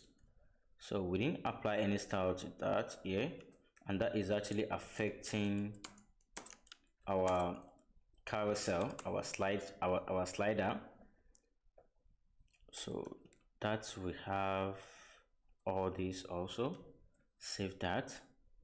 So before I go back, I have to get rid of this. So let me get rid of this. And again, I've added something to this. Said slick. So I open this color braces just like we did in CSS. Then I set dots to true, then slides to show 1, slide to scroll 1. So in order for me to actually enable this, I have to delay it. So I need to put that inside the timeout. So I'm going to delay it for 1 second before this actually starts taking effect. So delay that. So now we have our slideshow.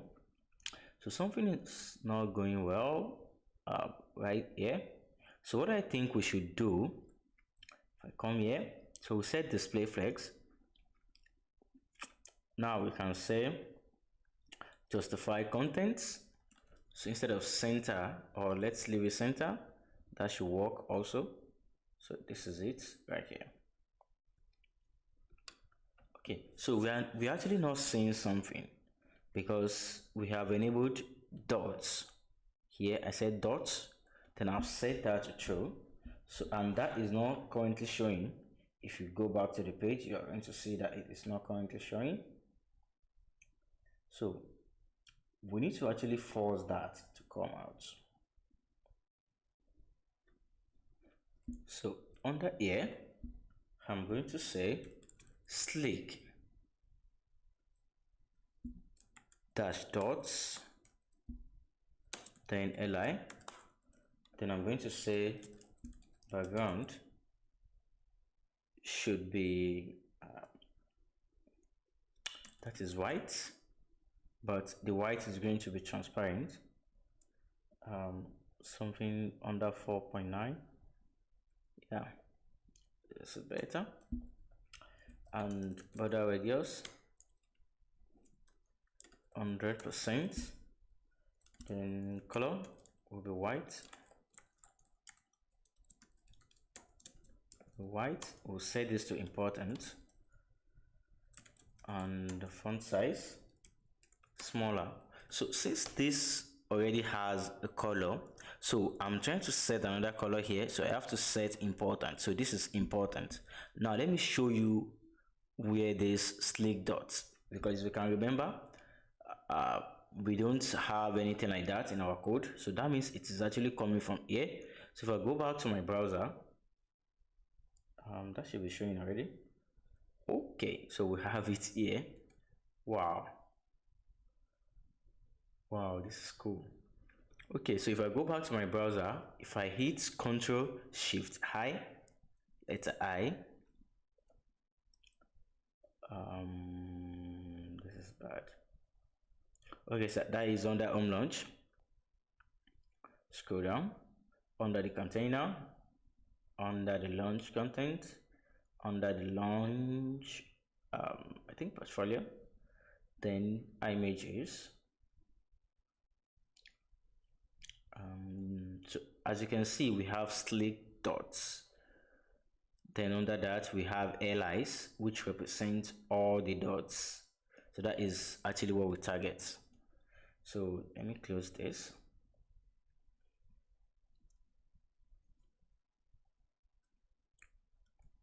Okay, so I need to actually apply margin top to the button. So what I think I should do is to look for my button, Ctrl F, my underscore button.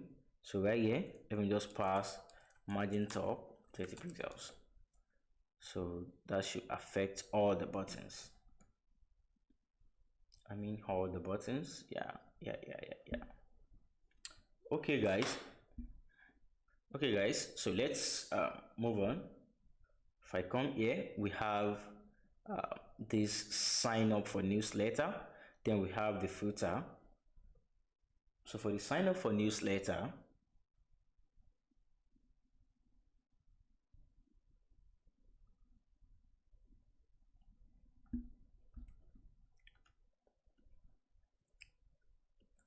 we are still under the home page.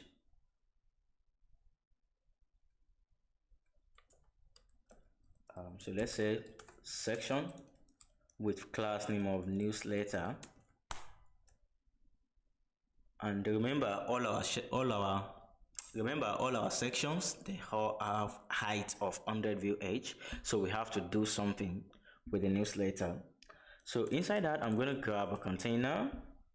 Then inside the container, I'm going to say newsletter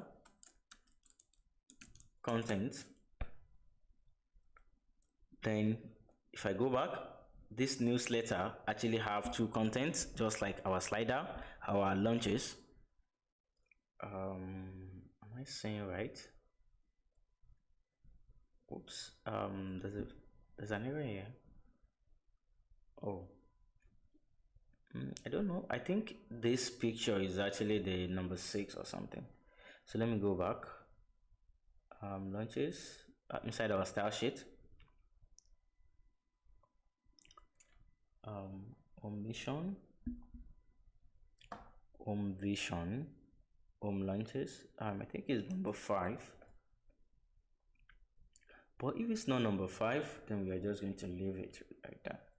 Okay, yeah, it's number 5, but the number 5 is actually JPG.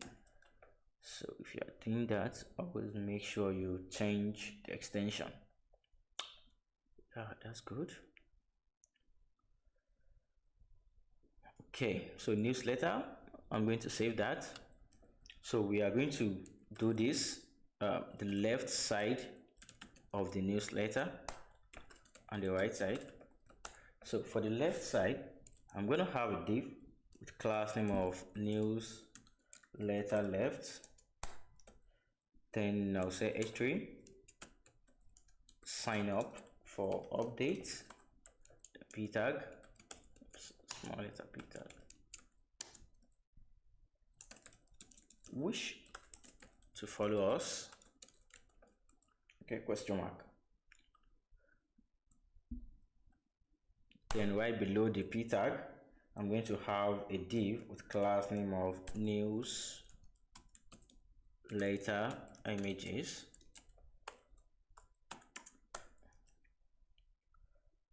So I think we have 4 pictures here. Okay, so Facebook, Twitter, YouTube, and Instagram. I have all of them. So I'm saying img assets, img, yeah, I think icons, then Facebook black, duplicate that 4 times. Then we can have Instagram black, we can have YouTube black, then we can have Twitter black. If we save that, go back, let's see what we have. Oops, everything is actually there, but we are having the section to have black background, and all these are black. So this YouTube has to be black. Okay, so nothing is showing, but everything is there. So for the right side,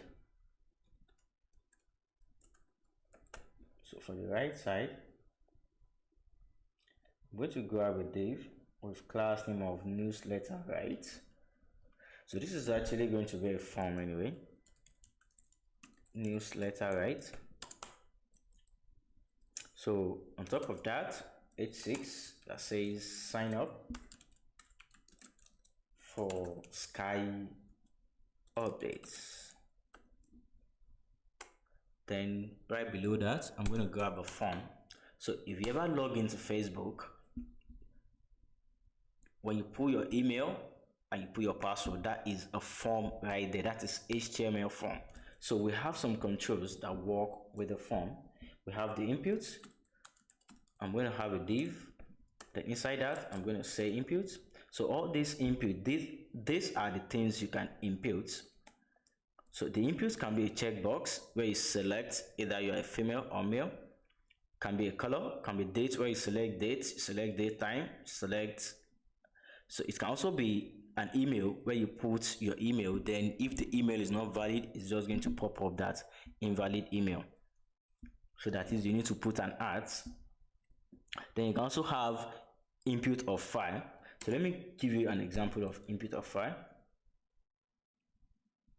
If I save that, come back, so as you can see, this is saying choose file. So if I click on that, then this will allow me to select the file. Something like when you are trying to upload something on WhatsApp or on Facebook.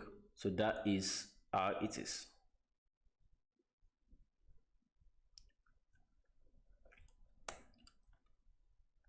So you can have button. So use button to submit form. When you put your email and password, you click the login button in order to log in.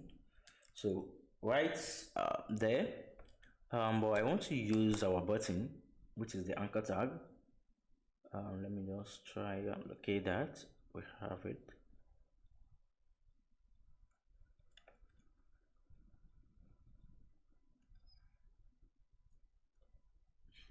Cool. So this is not going anywhere. I have to remove that, and I don't need this and all this. Let me just say sign up. Okay, so I think that will be all for the newsletter. Now let's go and style this. And remember, our newsletter is not going to be height of 100%. That is impossible.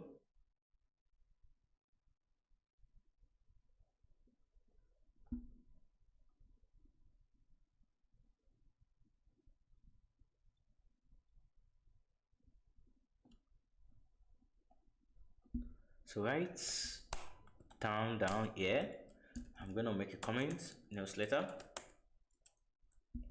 So I'll say section with class name of newsletter. Should have background of, so now we want to change the background. We are not using image here. I'm just going to say Tracy. Then the height is going to change from 100 VH to fit content here. Height fit content, and we're going to set that to important because we have a value for this before. Now I'm setting another value, so I have to set this to important, so the browser will know that, okay, this is what I'm going to select, this is what I'm going for. So padding 10 VH 0. So this simply means that top and bottom I want to have 10 VH, then left and right should have 0 padding. So newsletter content, I'm going to say display flex, then newsletter content,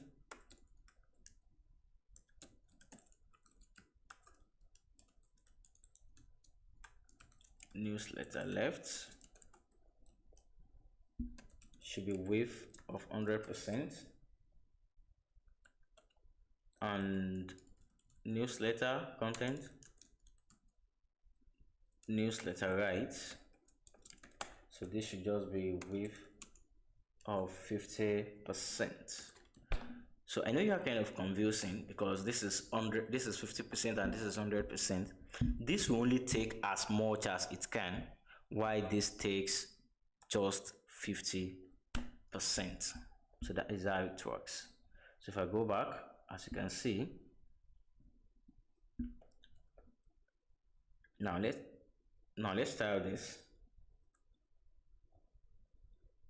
So I'm going to grab the newsletter left, then H3, let's say font size 38 pixels. Then I'm actually going to grab the p tag also.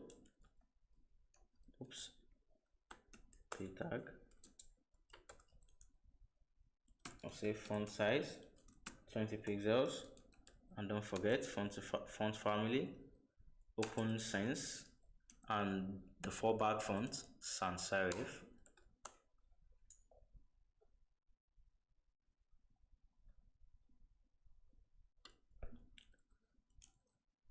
So for the newsletter left, then the newsletter images, oops, Ctrl Z, Ctrl Z, the images. So I actually want to say margin top 20 pixels, then also display flex. So for the actual images, so I'm just going to duplicate that and pass images at the front. I'm going to say object fit contain. I'm going to say height 72 pixels. If I save that, so for the newsletter right, then the H6, I'm going to say font size 24 pixels. So newsletter right again.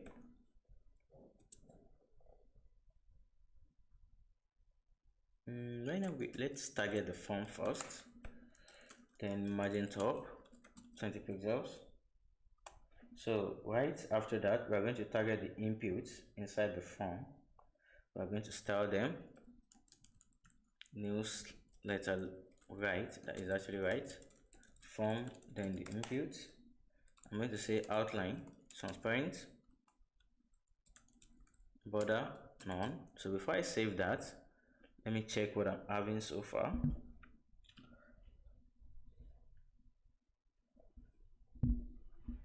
Okay, I think there's a problem here. This isn't a file. We are not selecting a file. We want the user to enter their name, their email. So this will be text, or you say email. Okay. And why is this not? I think I styled this. Okay, let me save that first. Okay.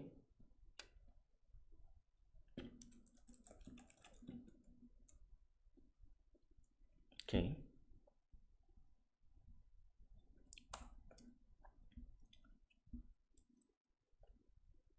So let me say color should be white. So white is actually the same thing as FFF, or you say RGB 255 255 255. That is the same thing as white, so you can use any one. So let me say background, because as what we are having here, we have the color to be white and we also have the background to be white, so this doesn't make a lot of sense. So let's say the transparent should be transparent, the background should be transparent. So now we have this. Okay, so what we need to do now is to actually make the width to be 100%, and to set the font size 18 pixels, then to actually apply border. So border bottom should be 1 pixels, then solid RGBA. I don't want to go like that, so let me just say okay, let me just say RGB. Better still, let's just say white. Then from there we are going to hover on it, then drag the transparency down. That is going to be 0.4. Yeah, I think this is cool. Now, so what I wanted to do before is to say RGB with alpha, then 255 255 255, then the transparency should be 0.45. So that is the same thing as saying either of this, then just drag that down.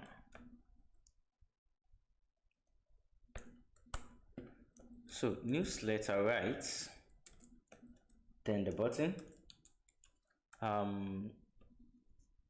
We don't need to style that again because we already have the buttons styled, so we are using one button for everything. So I think that should do what we need. Yeah, right there. And let me go back. Yeah. So I think what we need to do is to add a placeholder. You can see that I haven't typed anything here, but I'm seeing a text that says enter your email.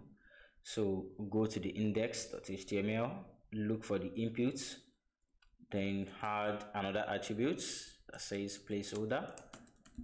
Enter your email address. Okay, so we have, oops. Okay, so we have it like that. Then we just have to space this to the front. So for the input, I can say padding left. Where is it? Padding left, probably 15 pixels if that is not too much. That is too much. Let's make it 10 pixels. Remember, padding left is inner space while margin is outer space. So yeah, we're doing good.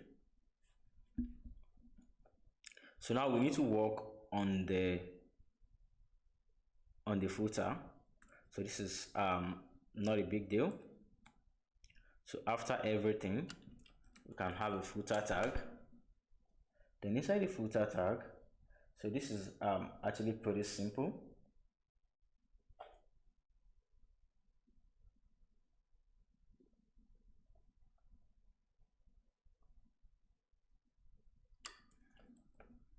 I can have a container. Then inside the container, I can have footer wrapper. Then the footer wrapper is going to have two sections, left and right. I can have footer left. Then the footer left is going to have the site title, skyrocket. Then the footer right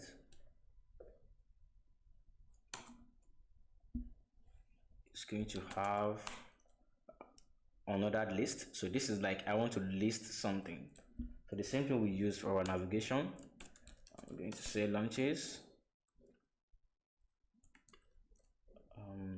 So of course this will take us to all these pages. So that should be an anchor tag, launches. So this will take me to the launches page. .html, we don't have the file yet. So this is something like terms and condition.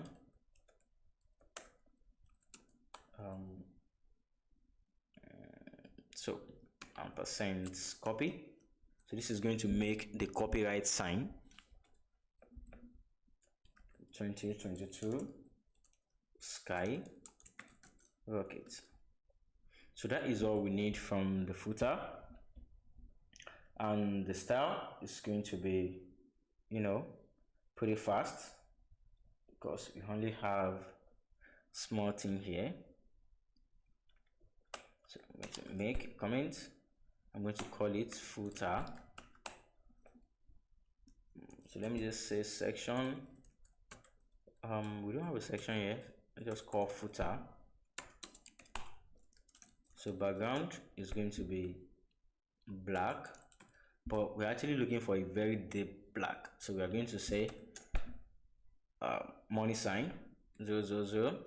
That is deep black. So I'm going to say height to be fit content, important, although that is not important. Footer wrapper, I'm going to say display flex, justify content, space between, and align items should be center. So if you're having any problem, you can feel free to put the comment down below so that I can attend to it. Because this thing is not actually easy if you are just starting. You're going to run into problem. Things are not going to be working out the way you want. All this, they will just be trying to frustrate you. So it is normal. So if you are running into any kind of problem, please let me know in the comment down below. So footer wrapper.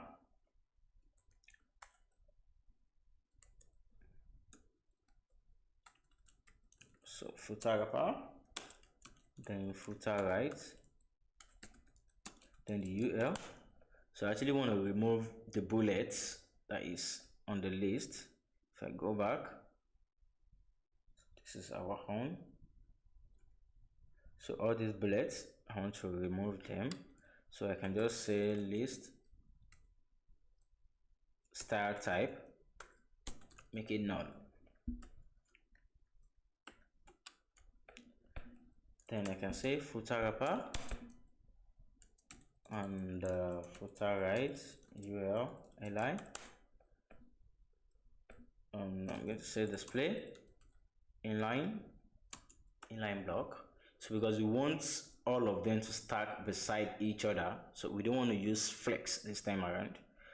And if we use flex, it's all good. So let me just say display flex, and that is even better. So I'm going to say footer wrapper, footer right ULLI, then margin left should be something like 20 pixels, because if I don't put the margin left, you can see that they are very close.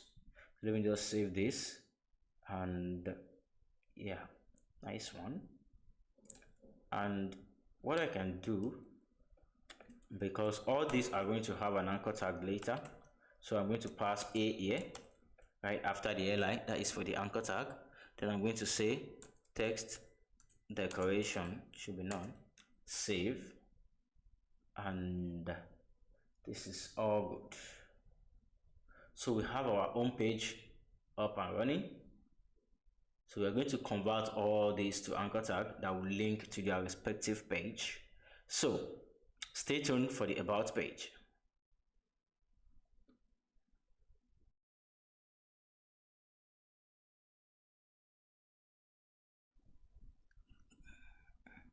If we go back to the main project, scroll up, then if I click on about page, so this should take me to the about page, and this is what we have here. So inside my project folder, I'm going to create about.html.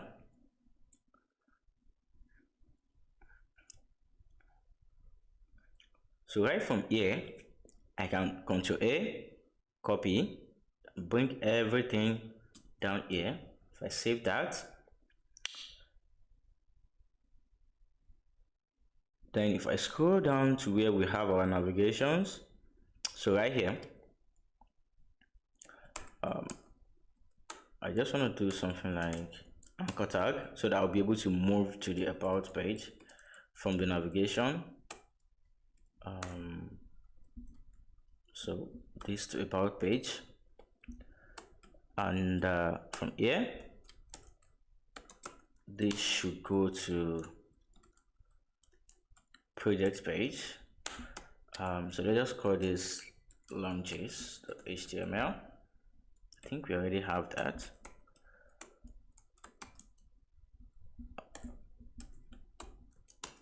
Okay. This will go to mission.html, and inside that is where we are going to have the text.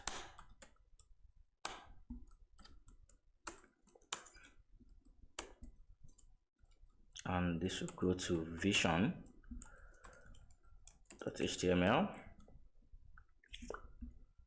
So let's copy that again to the about page. Let's replace it. Okay, so from this about page, I just want to get rid of all the sections, delete them.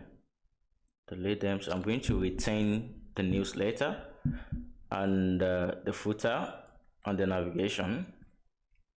So I'm going to get rid of the banner also.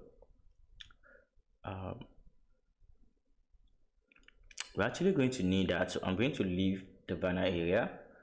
Yeah, so I can just add probably page to this, so that I will know if I'm on the other page or the home page, on other pages or the home page.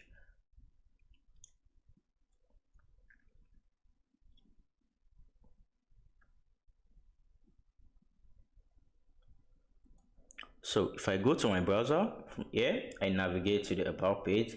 So right now we actually need to do something with all this. So they're having on the lines, we have to say text decoration none. And okay, let's just do it this way. Let me just target all the anchor tag, and let's say text decoration none, so for all the anchor tags. And there's something we are yet to do. So the first one right here, so we need to also put this inside anchor tag so that I can from here navigate to the home page, and let's just pass /. So this / will go to the home page, and I can just copy this, and from here I can replace that. Okay, so I can navigate to about. So this is the about page. We don't have anything.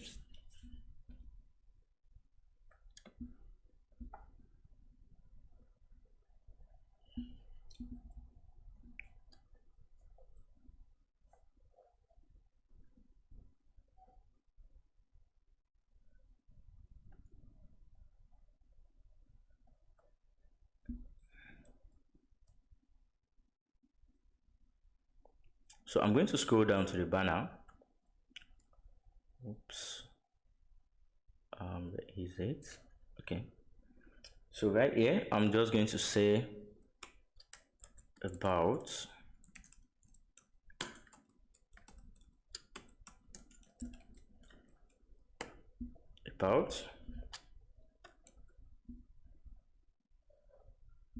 Then after that, I just want to have the about section.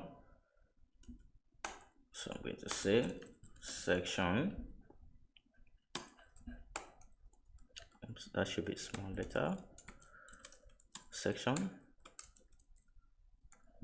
class, about page, and inside that we want to have a container, and inside that we want to have content. Then I think we have the about statement somewhere, and if we don't, let me just go to the browser. So let's just copy this. So this is it.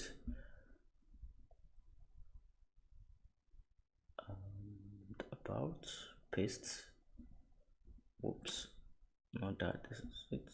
Copy, paste. Okay, paste. So after the about page, we want to have about page clients. So we are going to list all the clients. If you come here, so we have all this about page clients container, and inside that I'm going to have our clients. Then inside that I'm going to say client grid. So we're actually going to be using the CSS grid in order to make them to make it 3 column. And inside that I'm going to have each client that has image. So the image is going to point to asset images, then clients. Then we are going to be picking all these one by one. So let's pick the first one. So we're actually using all this SVG. Copy, paste, paste, paste, paste, paste. Okay, that's enough.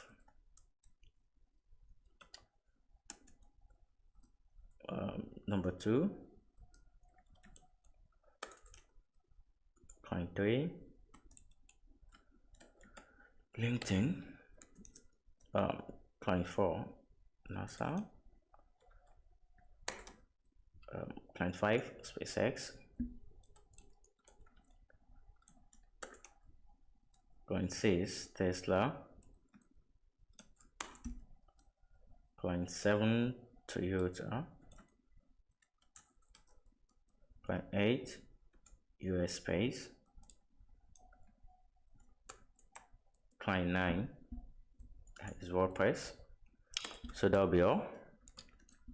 Get rid of the last one.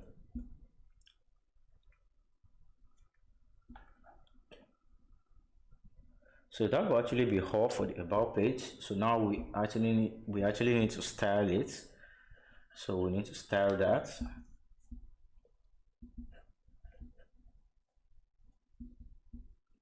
So let me scroll up. Okay, so I've applied. So let me say about, and let's just say ID page. So back to my style sheet. So I can just call this about page. Okay. So I want to target about page that has ID of page. So that is actually the section at the top. So I want to set the background, background to an image. Go back, img, then bg2, then background position left,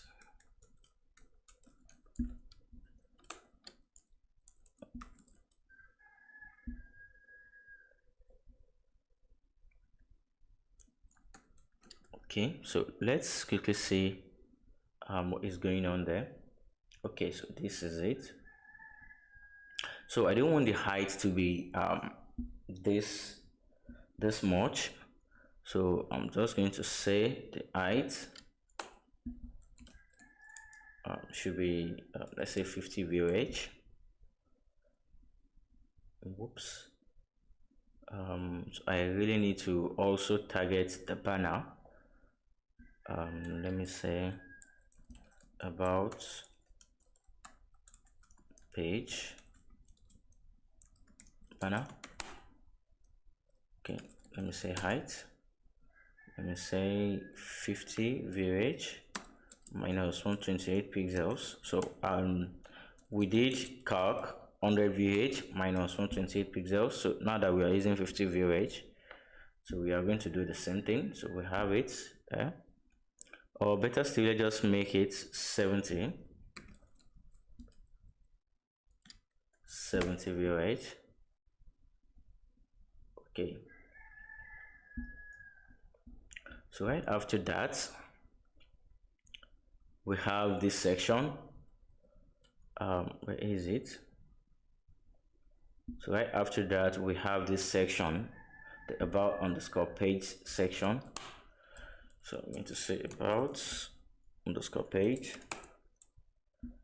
I'll set the background to the URL img bg5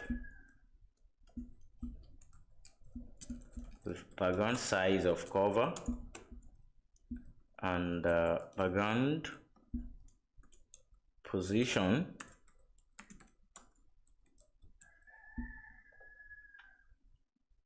let's just say center, background color,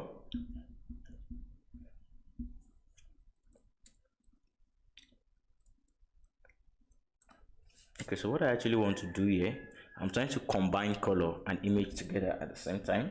So I'm going to set the color to RGBA 0.6. So when I save that, yeah, I'm only seeing the image. So what I can do is to say background blend mode. I'm going to say overlay, so that will allow the color to show. So we have the color, yeah, we have the color, and the height is just going to be 70 pixels as well. Height 70 VOH, that is the height. So we're going to target all the contents inside this about page. This looks pretty bad. Okay, so we are going to target all the contents inside that. I'm going to say about content, set display flex, height 70 VH, justify content center, align item center, So we are going to target the paragraph, that is the p tag. Inside that p, so we are just going to say font size and the font alignment, font size 3M, then text alignment center. So that should give us what we want. Yeah.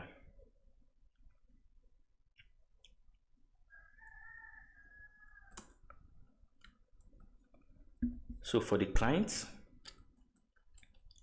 let me just say about page client.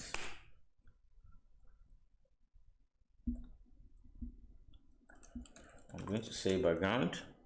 So we're actually setting this to an image, the BG2, then padding 30 pixels 0. So height should be fit content instead of the 100 view age or whatever. So I'm going to get the about page clients, then the h3, which is the title. So I'm going to say font size 2.5 m, margin 50 pixels.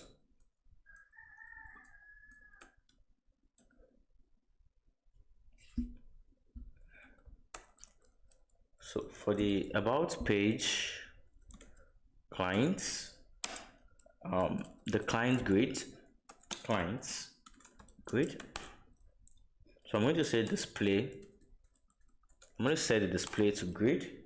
Then I'm going to say grid template columns should be auto, auto, auto, and auto. So this simply means that I want to make this section, I want to make it 3 column. So that is what all this is all about. Oh, we still haven't have a good result. Let's go back. Let's set the grid row templates. The grid template row to be 150 pixels, 150 pixels, 150 pixels. So I don't want each of them to pass 150 pixels. I want it to be 150 pixels. So I'm actually going to target, so let's say about page content, then the client's grid. Inside that, a client, let me just say text align center. So in order to center the image inside that, so let's duplicate this, 1, 2, and pass in image at the front.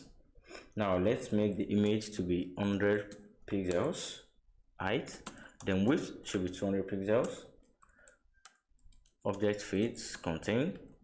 If I save that, then everything should be normal. So this is it.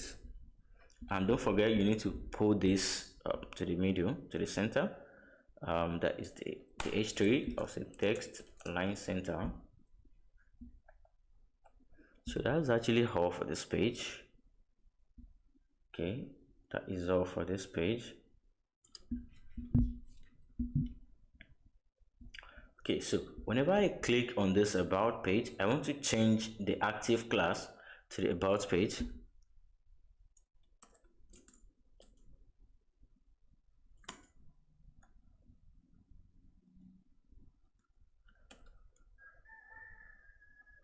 So I'll go to my navigation. Okay, so this is the current active class.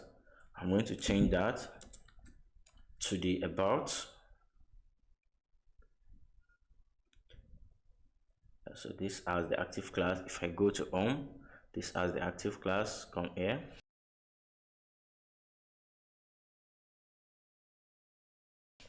Okay, so we are going to start, we are going to work on the mission page and vision now. Then we are going to do the project later. So let me click on the mission. So we don't have the page yet. We are going to duplicate this page to do that. let's say mission.html.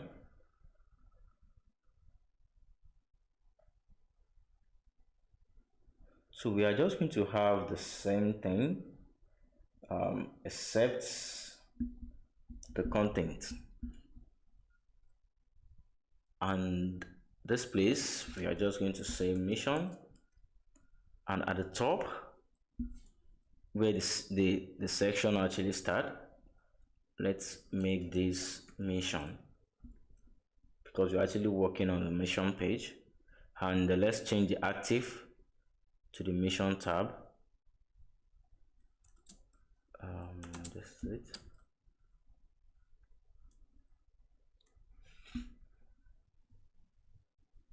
So right about now, so I'm going to get rid of this section, delete that. I'm going to get rid of this client section, delete that. So I'm just going to make another section here for our mission section.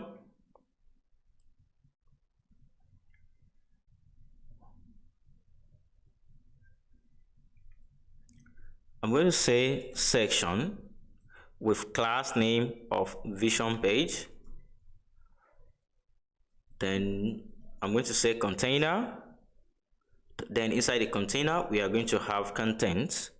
Then inside the contents, then we can go to our readme file and grab the mission statements. Grab that, paste. Okay, so we are through with that section. So I think that will be all for the vision, for the mission page. Are we working on mission or vision? That is actually mission. Where's the readme file? Okay, that is mission. And this should be changed to mission page.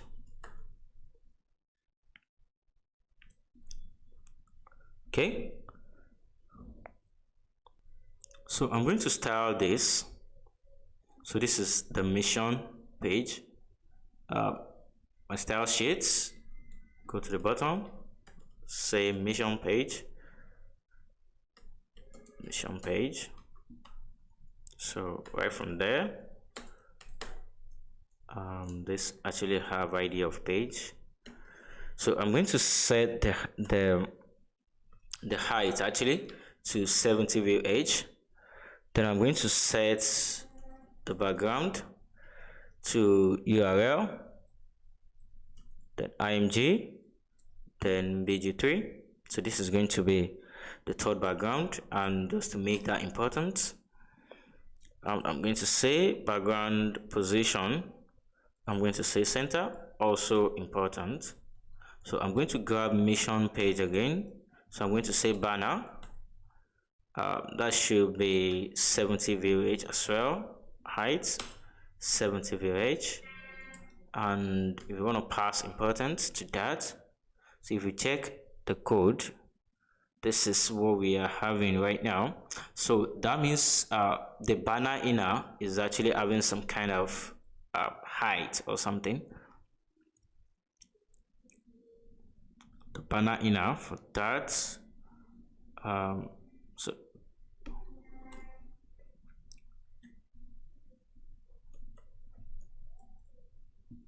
banner inner. So if I save, check back, whoops, that looks bad. Ctrl Z, delete everything. Still good. Okay, that actually good. So I want to say calc. That is what we have been using. So minus 128 pixels. Save that. Okay, so we actually have what we are expecting to have. So going back to the style sheet, I'm going to say I'm going to grab the section that has the class of mission page. Then I'm going to set a background to URL, then img bg5. Oops. bg5. and the background size should be cover. Background position, center.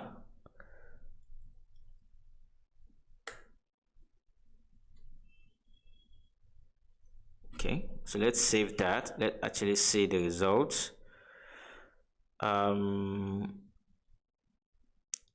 Whoops.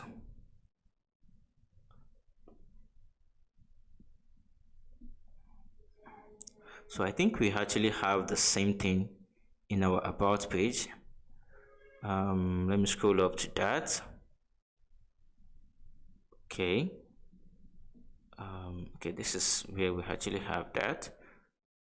Okay, so this is it. So probably I'm just going to copy her because we still have the same thing. Copy everything, and I'm just going to change Ctrl D and Ctrl D again. I'm going to say mission. You have to be careful when you are doing the Ctrl D. So I'm going to say mission page. So I'm only targeting these three. Then you are going to see the traces right here. You can see that we are currently selecting three. We have 3 lines. So I can save that, and let's see the results. So this is looking good. So what we can do, as you can see, the background is not quite good. So we need to actually use a background overlay so as to make, yeah, I think we already have that. So I can just move it up. So move that up.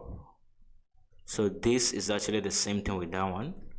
And let us say height of 70 VOH. So if I go back to the browser, okay, so this is well styled. Okay, so this will be all for the mission page. Nothing serious. So for the vision page, we don't have the file yet. Let's go back, duplicate this. So we are just going to duplicate this and just say vision.html. We're not going to change anything seriously. We are just going to change the active class to vision, because we are still going to use the same styles. So I'm not going to change either the class name or something. I'm just going to leave it like that. Let's call this vision.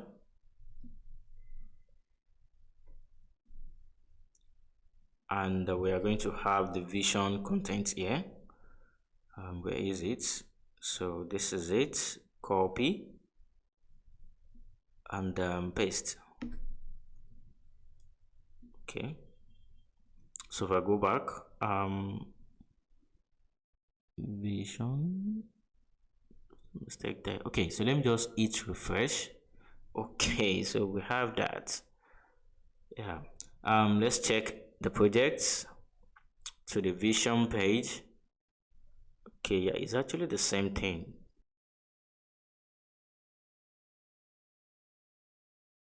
Okay, cool. So now let's go to the final page, which is the projects page. So this is what we actually have here. So if I click on each project, I'm going to have this nice styled gallery. So where I can loop through all the pictures. Yeah, you want to say something like slideshow. So let's close that. Okay. This is going to take a bit of our time. So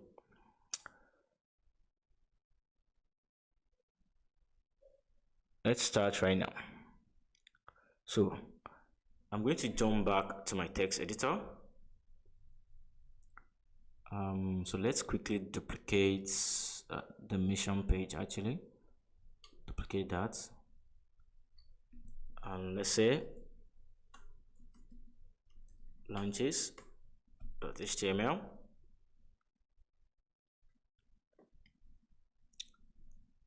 and I'm going to change the active class from here.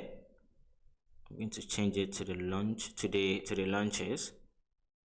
When we scroll down, I'm just going to say launches. Oops.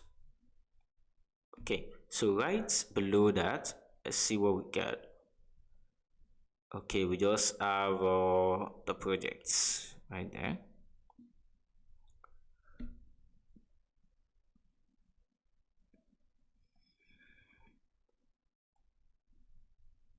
So right below that, I'm going to say section with class name of launches page, and a division with class name of container. So inside that, I'm going to grab a p tag that says SKYE rocket reveals. I think we actually have that here. Okay, so we have it. Copy, then let's paste it. Paste that. Then we are going to have the actual image gallery. So I'm going to grab a div with class name of image, then gallery. So right inside that, I'm going to have six projects. I mean 6 pictures, but each pictures, they are going to be anchor tag. So that means that link to another thing, that link to another page, but they are all going to link to the actual image. So this is actually what I'm saying. So this is going to link to assets, img, launches. Then so let's grab launch 1 first of all. Launch 1. So inside that, instead for me to have text, something like click here or something like home, I'm just going to have an image tag. So img source. This is going to be the same link. So right here, paste that. You need to close this. So I'm just going to copy and paste this a few more times. Yeah, 5. Let's make it 6. So I'm going to change this to 2, 3, 4. So let's have 5. Let's have 6. I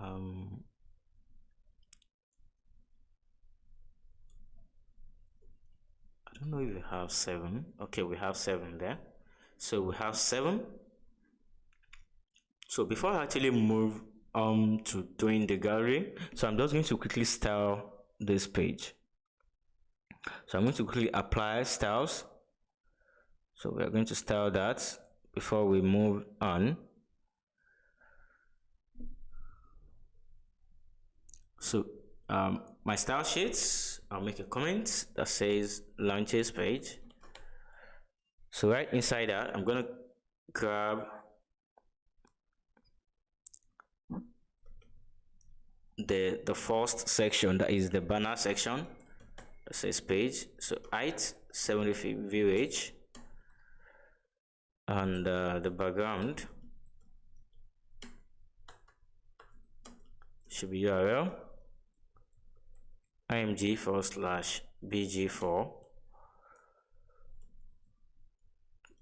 So let's say background position. So let's set that center and important. Now let's say section. I'm actually want to grab the launches underscore page. So let's say background should be URL img bg underscore 6, and this is going to have overlay, that is background color RGBA. So this is black, but transparency 0.8. So let's say padding 80 pixels, 20 pixels, and background blend mode, because if I actually leave it this way, going back to my browser, it's this place, the projects. So we have the launches,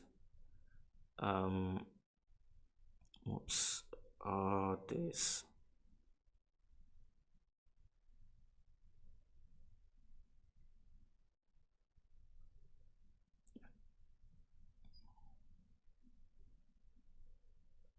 let's just continue because we are actually having large images on the page that we are here to style. So let's continue. Overlay. So I think I've explained this, the blend mode. So I'm going to say background repeat, no repeat,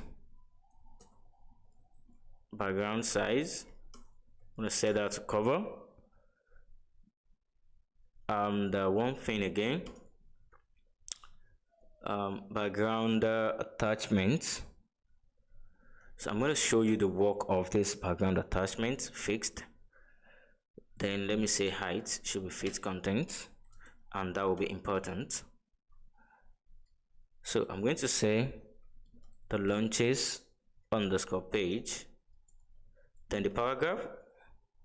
So that is something like the title of that. I'm going to say size should be 2M. I'm going to say margin should be 2 pixels and 0. I'm going to say text align center. So then we are going to grab the actual image gallery. So we need to style all those images. They are just way too big.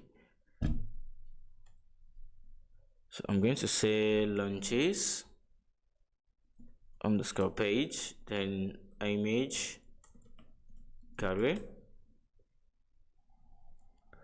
I'm going to say display. I'm going to set that to grid. Then I'm going to say the grid template should be auto that is 2 column. Then I'm going to say grid gap, that is the gap between each element, each image. So if I come back here, you can see that this gap right here, you can see that it is actually the same thing. So that is the grid gap.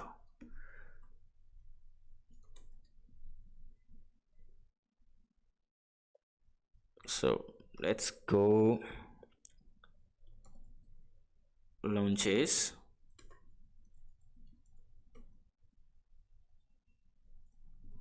underscore page, then the image gallery. Then let's target the anchor tag. I just say text align center to center the image inside the anchor tag, launches page, then image gallery, then the anchor tag, then we target the image. So we are going to say the height of the image should be 100%. Then the width of the image should be 100% also. Then object fit should be contained. So if I go back, so we should have that nicely styled. Okay, so what we need to actually add right now, you can see that when I click on that image, so this just takes me to another page. Like, okay, this is the image you are requesting for. So can you see that? This is the image you are requesting for. I don't want this to happen. So whenever I click on this, I just want to pop up this. So we are going to be using Magnific Pop Up for this. So I'm going to navigate to this website right here. So I'm going to put the link down in the description. So if you haven't been here before, this is actually my website. So if you haven't been here before, I'm going to put the link down in the description. So we are going to be using Magnific Pop Up. So if I click that, okay. So first of all, we are going to need to download Visual Studio Code. Okay, we have that already. So I think we have the query. So we need to download Magnific Pop Up. So I'm just going to right click on that and say open link in new tab. Okay, so this is it. And so this is actually the GitHub code. So I'll click on this and say download zip. Okay, so we have the code. So we have the source code to that. I'm going to extract. Okay.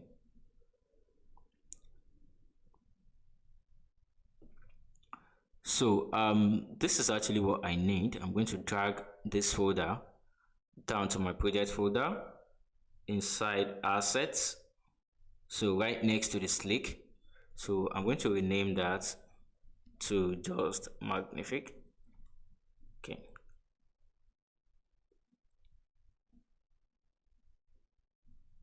Okay, so going back to the website, so if I scroll down, so we have cloned the project, we have created a new project.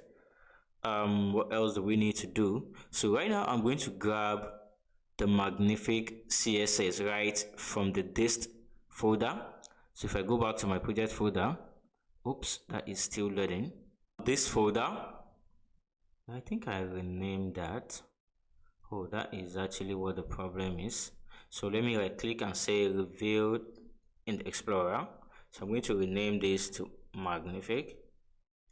Oops, try again. It's opened. I don't want to close this. Okay, I'm just going to proceed with this. I don't want to close the text editor and rename this. And we have a lot of files here, so if you want to rename this, it's going to take a lot of time. I don't want to waste time.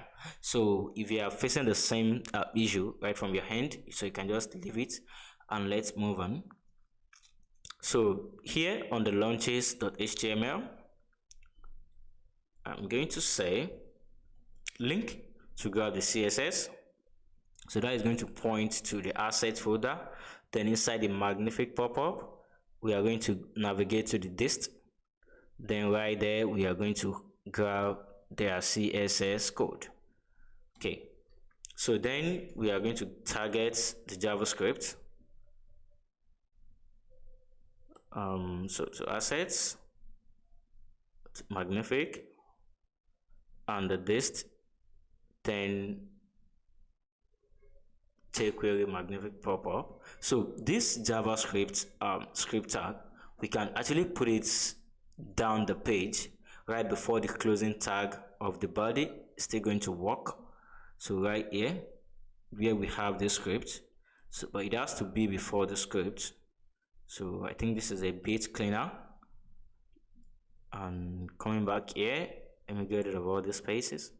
So save that. Going back to this page. So this is actually very simple. So if you want to know more about this Magnific pop-up, you can go to their website to read about the documentation, or this whole thing is enough for you. So if you read this, you will know whatever you need to know about the Magnific pop-up. And if you just follow the tutorial here, hopefully you'll get something done. Okay, so and this is the start. We don't need it. Okay, so we need to initialize this. So I'm going to click to copy. Click to copy. You can see copied. So I'm going to place that right at the bottom of my page, of my launches page. Okay, so actually we have one script tag before. I can delete this. Actually, I can delete the opening tag of this and delete the closing tag of this, so in order to join the two together. So I love that shortcut. Let's tab that. Okay, so now what we are doing is that we are converting the element that has this class name, the image gallery, we are converting it to the Magnific pop-up. So I think we use the same class name. Where is it? Okay, so we have the same class name. So if I just save that, going back to our code, go back, then hit refresh. If I click that, oops, that is not working. What?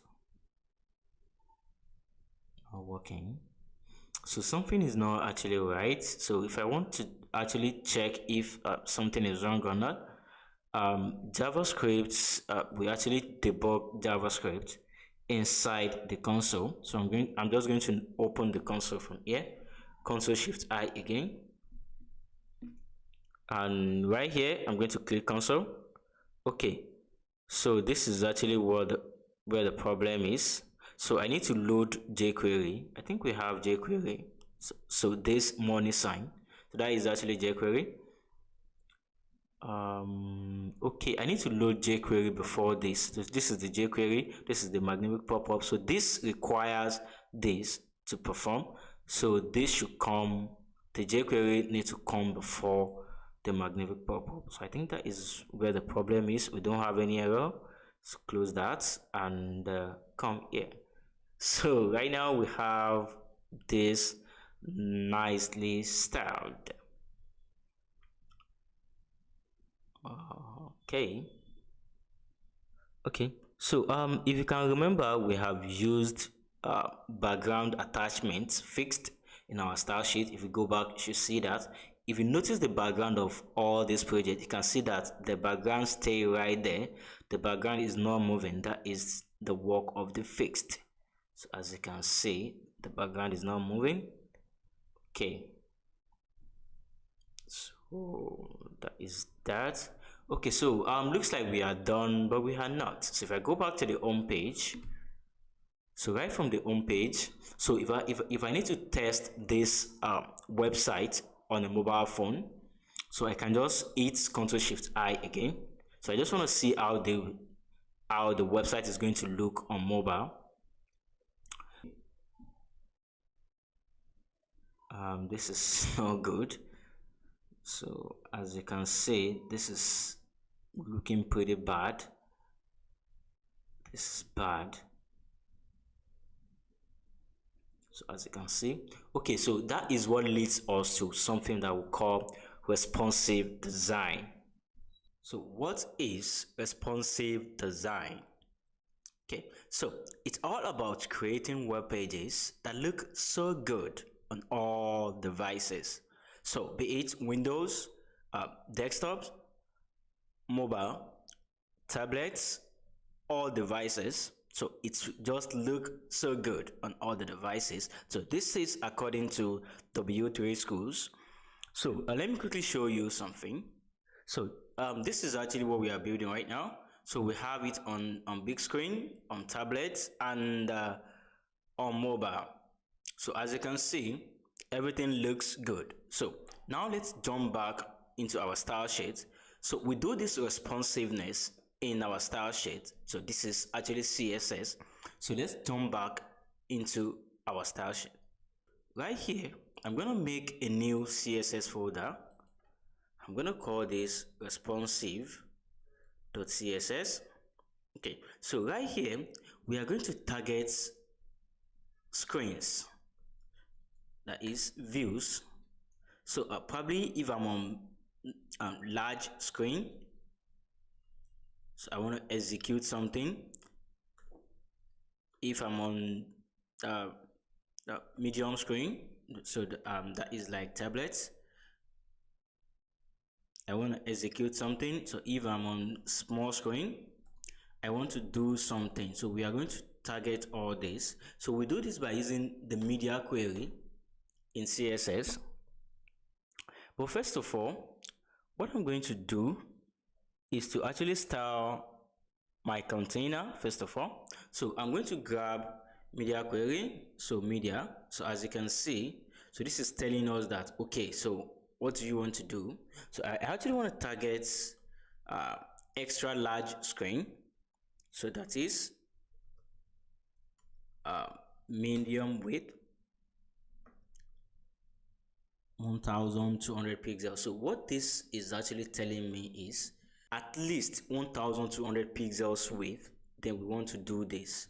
So let me quickly say when I'm on this kind of screen, I want to set the background of my body tag, that is the body tag. I want to set the background to red, so let's make that important. Although this is not important, but let's just put it important. So I'm going to call that right after the style.css. I'll say link CSS assets CSS and responsive.css. So if I go back to my browser, I go to the home page. Yeah, although that actually take effect, but we can't see that. So let me do something like, instead of setting the background, let me just set color. oops, color. So everything should be red. We might not actually see the effects, but so what we can do is we can hit Ctrl Shift I. So this is going to open up the developer tab for us. Then if you are seeing this, you just have to click on responsive. So if you are using Mozilla, so your own should be somewhere around here, somewhere here. So it's Ctrl 0. So we said, so you can see that the number is actually changing up here. So we say that minimum of 1200, that is, should be above 1200. So when we are above 1200, we want to set all the color to red, and that isn't working because we have a style that reference all the color, all items color, which is this one. So I can just change the body to this. Oops. I can just change the body to this. So I want to set all the elements. I want to set the color to red if I am on extra large screen. So save that. Go back. So as you can see, we are on 1250 pixel screen. So everything has color of red. So if I escape from there, as you can see, I am controlling from here.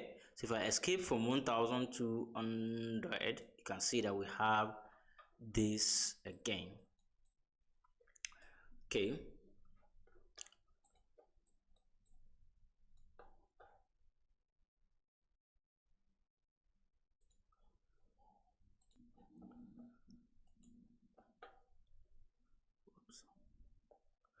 Okay, right now, if I go back, I'll have my red. So what I want to do is to actually target my container class from here. So if I go back to the main style sheet, so let's look for where we'll have the container. So we have set the container to 1200 pixels.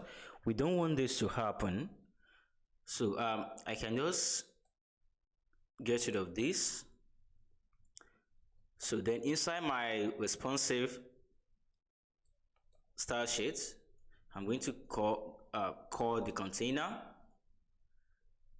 So on this large screen, I want to say the container should have maximum width of 1200. That is, if the screen size is actually greater than 1200, then the width of this should be fixed to 1200. That is, if we are on large screen, so the width should be fixed to 1200 pixels. So right from here, I can say the width should be 100%.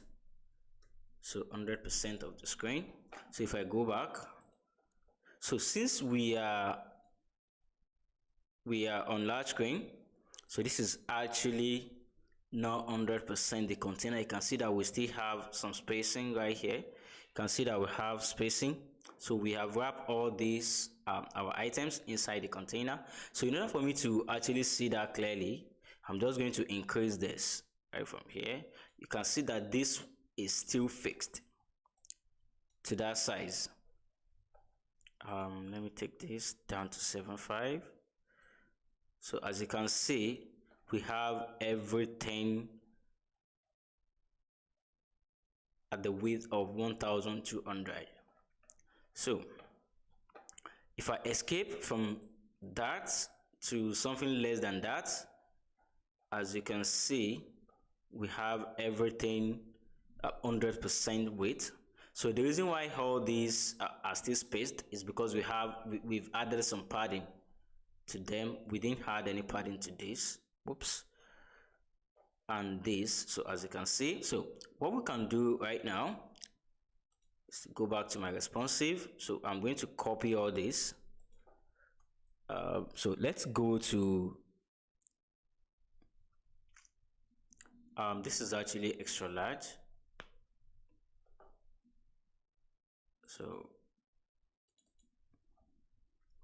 So I'm going to say maximum of 1200 pixels. So these things, they are not, they are actually very different. So from here, if the screen width is between 0 to 1200 pixels, then we just want to set the width of our container to 1440 pixels. So anything that is below 1200, this is anything above 1200, anything below 1200 pixels, then we want to have this width. So for this, I think this look cool. So if I set it to something below that, as you can see that we still have overlapping. So that is why we need to keep moving down until, okay, so right from here, I'm going to call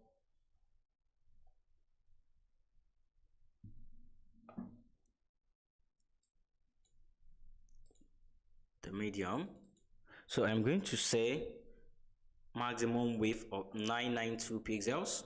So that is anything below 992 pixels, so you should have this width. So I'm going to set the width. Now I'm going to set it to 960 pixels. 960 pixels. So the width of our container, if we are on medium screen, is going to be 960 pixels. So let's try that. Come down. I think something is wrong here. So let me quickly check the launches. I think we don't have the container class. This is home launchings. Container is there. Okay. Container here. Container.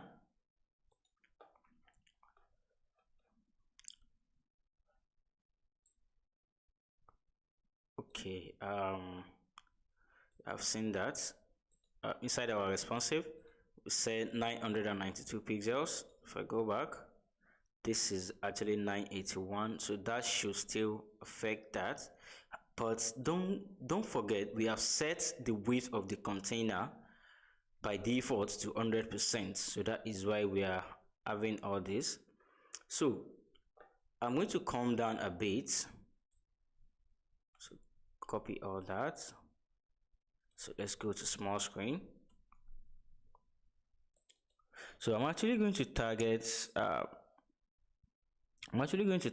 768 right now. 768 pixels. So if my screen width is below 768, then I just want to say the container, I just want to make it 720 pixels and save that. Then what we can do again, so in order to actually save time, what we can do again, we can target the extra small screen size. This should come here because this is actually the medium, so right there.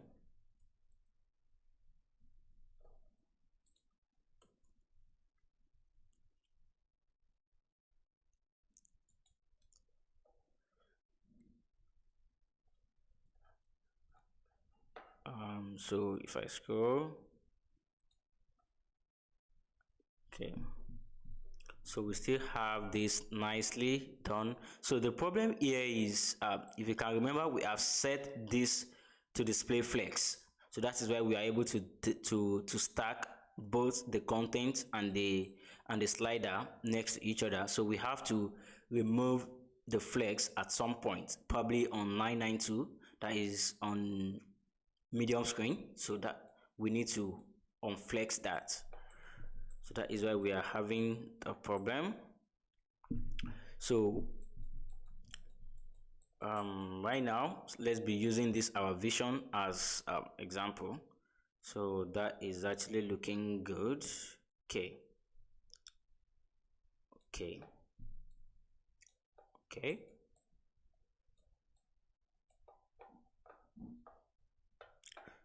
Okay, so one thing I quickly want to do, where I have my section inside the style.css, I just want to say overflow hidden. So we are not going to be having all those overlapping by the side of the screen. All those, they are not going to be there. So that simply means that any of my children that is above, that is beyond my boundary, should be hidden. So that is as simple as that.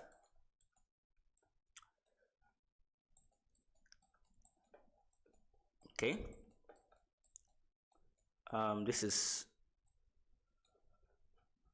looking good.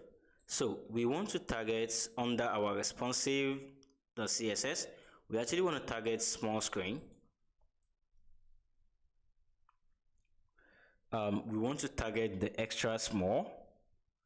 Of course, we don't need that, so that should be anything below this. So let us get rid of it.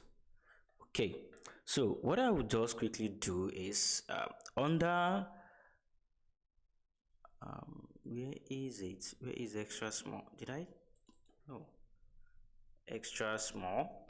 So that is actually we are going to target 576 pixels. So when we are on this extra small, I just want to add some padding to my container. Say padding 10 pixels. So if I go back, okay, we said 5 6 something, so we actually have that. So if I come out of that, oops, it is actually overlapping here. So I think we need to move the padding down to this place, to the small screen.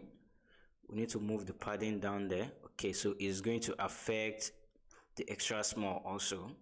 Okay, that's kind of a shortcut. Okay, so so the next thing we need to do is to actually style our navigation, our navbar, if we are on small screen. So I'm going to say right from the medium, this place, I'm going to target my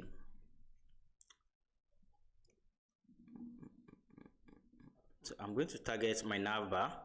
So I think I use nav, then bar as in capital letter bar, nav bar. So I'm going to say display none. So I don't want this to be displayed when I'm on medium screen downward. That should go. Oops, where is it? So let me just pass important to that. Okay, oh, we are actually on big screen here, so let me scroll down to 9 something. Okay, so as you can see, we don't have our navbar there. Okay, so what else are we going to hide at this point? So if I come down, we don't have the navbar again. Okay, so but I don't actually want to, I still need it. So let me quickly style it, then I can get rid of it. So on mobile, I mean, that is the medium screen downward. So I want to change the style of our navbar. So I'm going to say position should be absolute. Then I'm going to say bottom should be 0. Let's pass important to that. And I'm going to say left 0.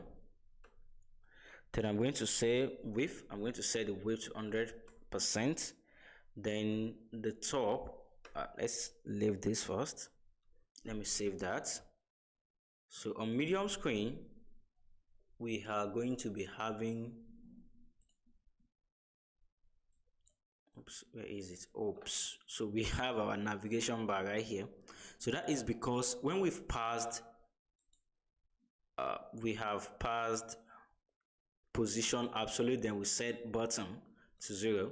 So that means the parent of the nav bar, we need to actually attach. So this is the nav bar. Where is it?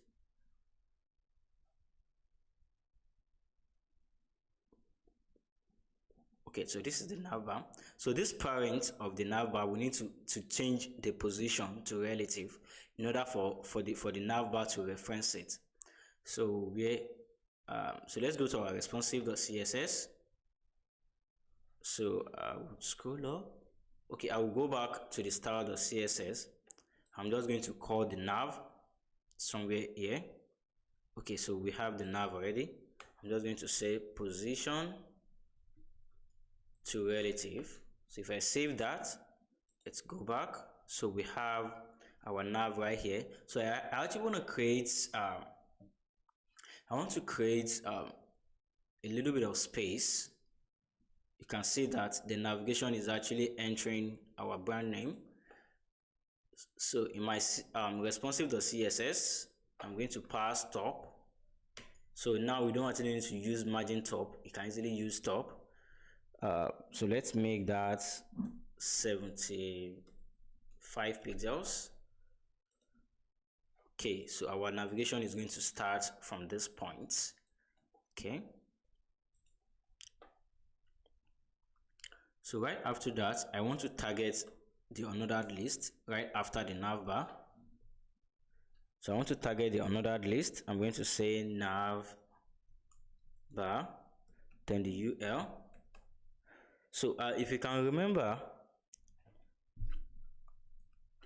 I think we've attached some styles to the UL. Okay, so this is it. It's actually display flex and list style type none. We need to actually bring that down from display flex. So let me say display block. So if I go back,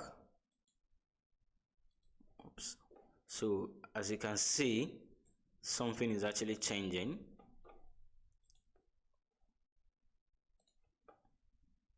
So display block. And right after that, I want to set the background color of that to black, and padding. There's something we call padding inline stats in another list. So let me put that to 0, but I'm not going to save that. Let me quickly show you something. So as you can see from here, we have space here. So if I go back, save, and then come back, that has been closed a bit. If that is not.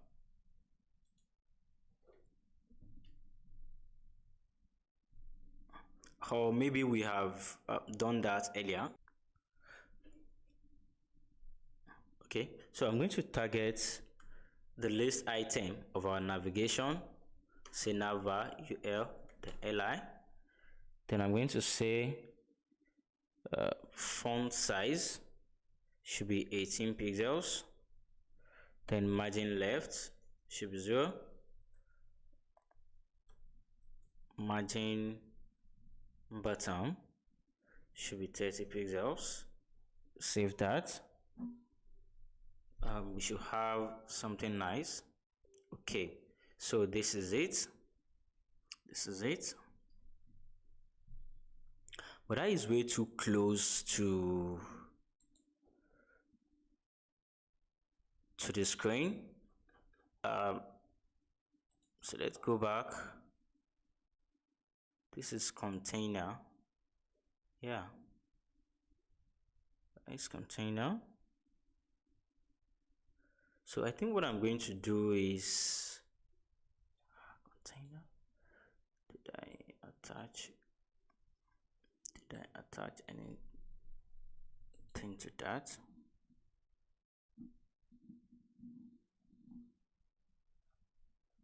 Into the nav.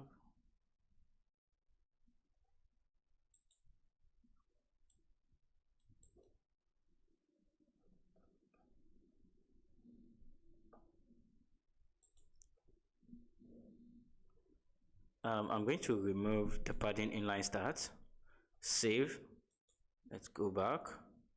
So we still need some padding right there. So I'm just going to target my nav. I'll say padding left should be 15 pixels, and padding right should be 15 pixels. Okay, so that actually worked. So I'm going to do the same thing for the UL. So this UL right here, paste. Let's see. Okay, that actually worked out.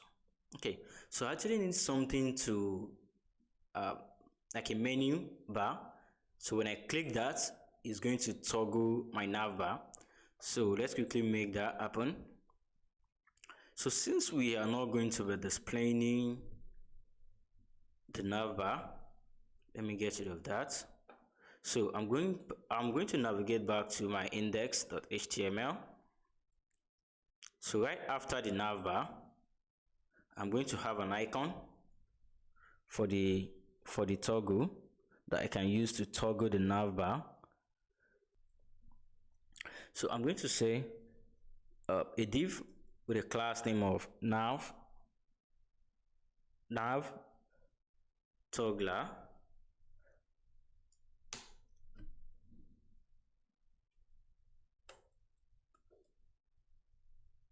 Then I'm going to just pass in ID for toggle nav,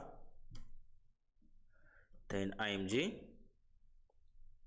I'm going to set the source of this img to asset image, then icon, then menu icon.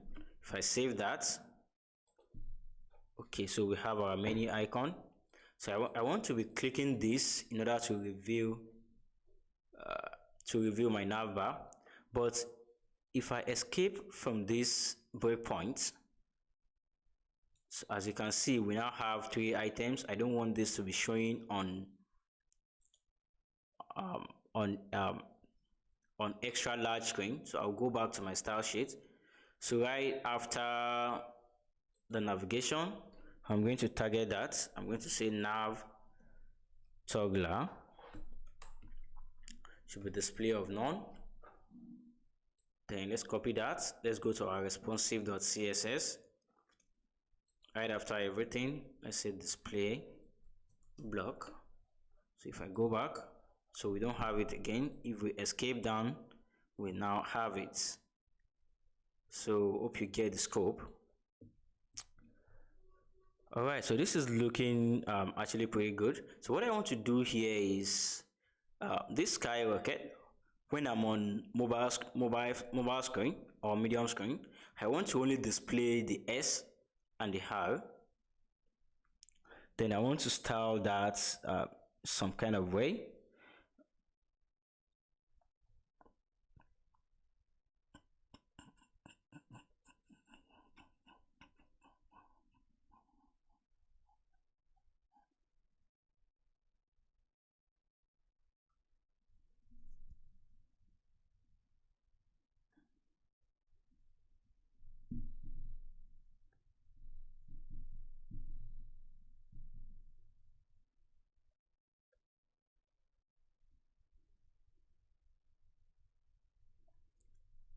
So that place, what I could do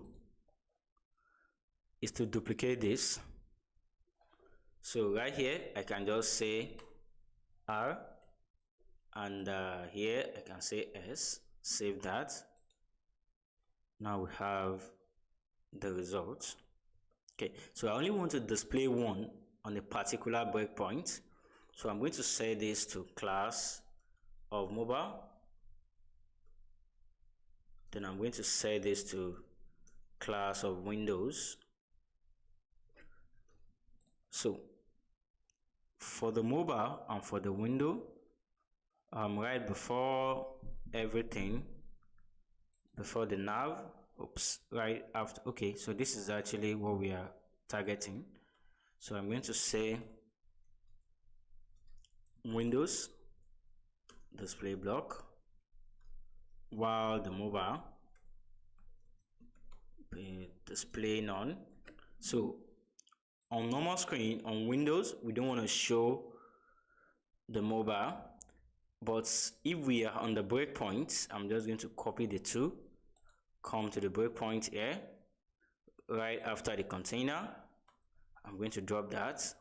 So now the window is going to be none, while this is going to be block. So that is as simple as that. So you want to make something happen, then you do it. Okay, so we actually need to style the brand name at this breakpoint. So we need to style the brand name at this breakpoint.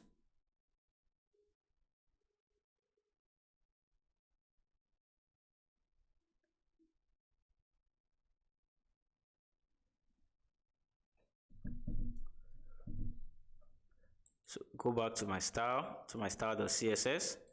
So I'm just going to style it here.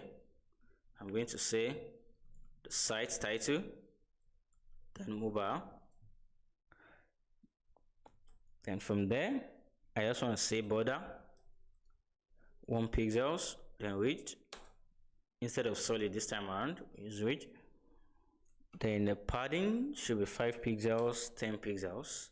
If I save that, then let's go. So we have that. Okay, if I escape, if I come back, if I escape, if I come back, escape, come back. Okay, so we actually need to work on the banner right now.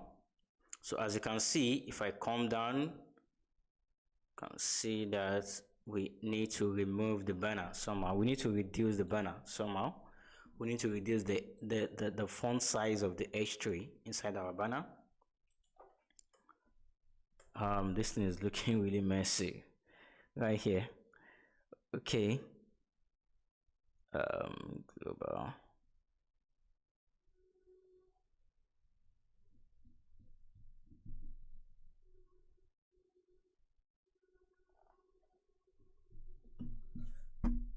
So what I'll do, I'm going to say banner, then the banner inner. I'm going to change the padding from there, padding left to 10 pixels, then padding right 10 pixels. Okay, save. Okay, so that looks a lot more better. Then I am not actually having the rocket, so we have a rocket here. So let's quickly target that and style it so we can move on from here. So I am going to say, so just target the missile. So I'm going to set the left to 0, then transform. We have attach, transform, translate.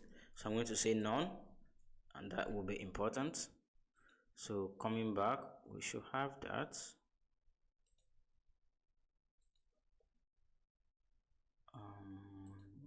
Let's go to the style sheet. Let's see what is going on. Where we have the missile.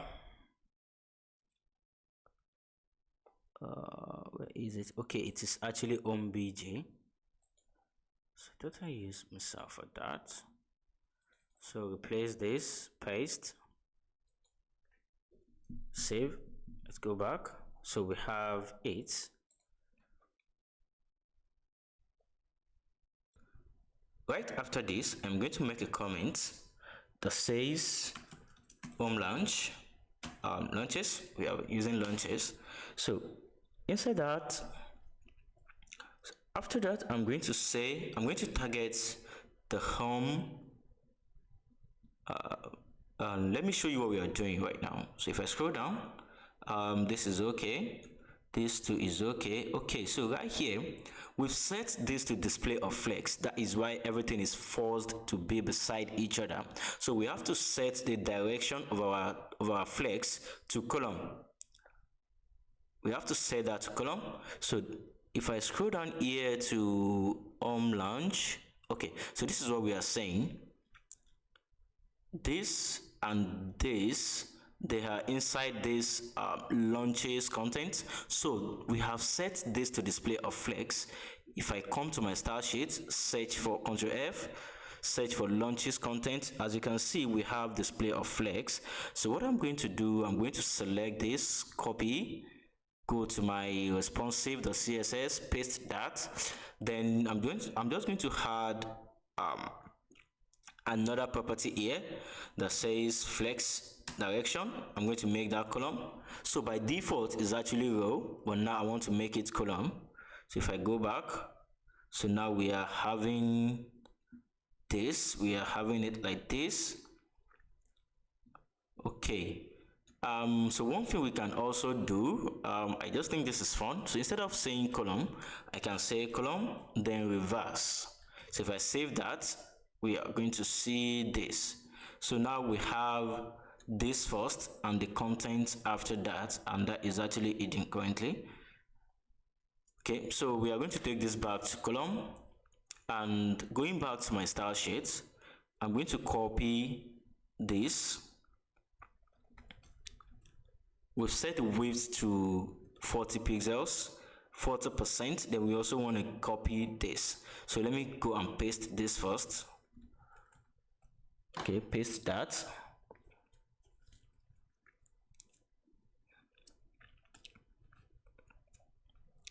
So I'm going to say, okay, this is it. Get rid of the margin. So I'm going to say 100%. So if I save that, go back. Now as you can see that this is okay now. Now we need to do the same thing to this one. So I'll go back to my responsive.css.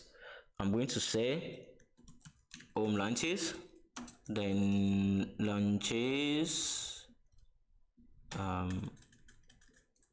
So we actually want to target the images. I'll open that. I'm going to say width of 90%, because this is the slider, so we need some space for the slider control. We need some space for that. So let me go back and continue. So I'm going to say height, fit content. I'll set this to important. Then I'm going to say align items. I'm going to say flex start.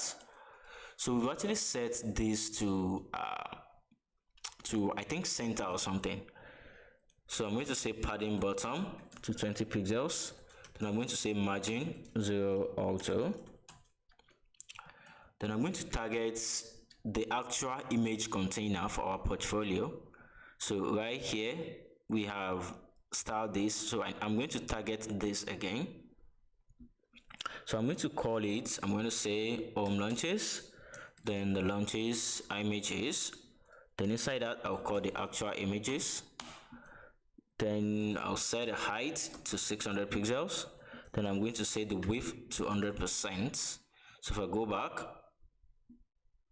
if nothing is showing yet, so that means we actually need to touch each image, so each pictures of the portfolio. So I am going to say then launches, then I'm going to say launches images, then the image. Oops, I think something is not right. Let me go back. So inside the launches portfolio, we only have images. So this is where the problem is. This is actually portfolio, and this is also portfolio, and this is images. And let me say it like that. I'm making a lot of mistakes this time. Okay, so we actually have this. Okay, that looks good. So we need the padding again. So I think we've passed padding before.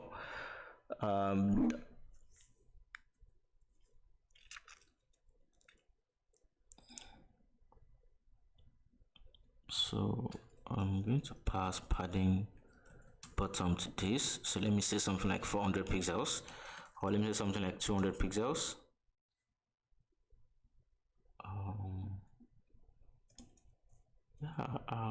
Okay, let me do this. Let me just say the this one and all the images under it. So I want to target all the actual img tag, or the img tag. So they're actually under this place, so all the actual img tag.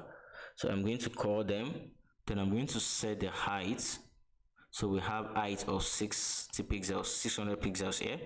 I'm going to say height, so let me say 500 pixels, and let me say width of 100%. So let's save that. Let's see what we've got. Okay, so we actually have this here.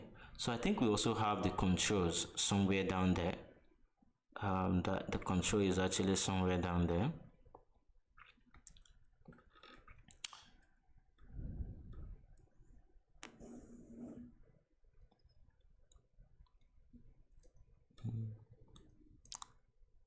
I don't know why that is happening. So we actually need to be seeing the controls. I don't know, because we need to let the user knows that okay, this is actually a slider.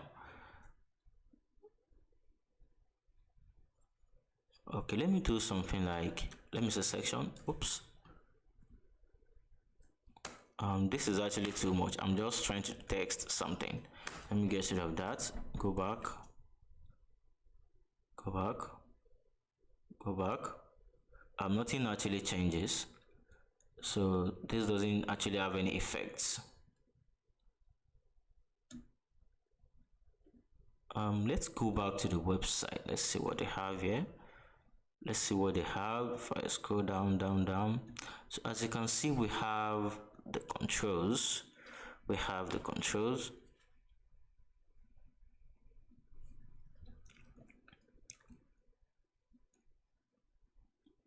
Okay, so this is width of 90%.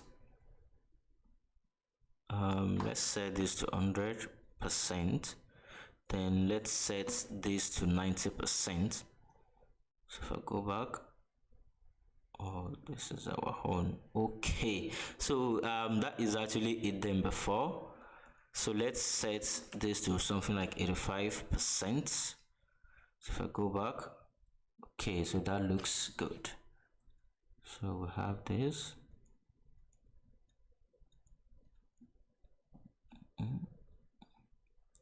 Okay.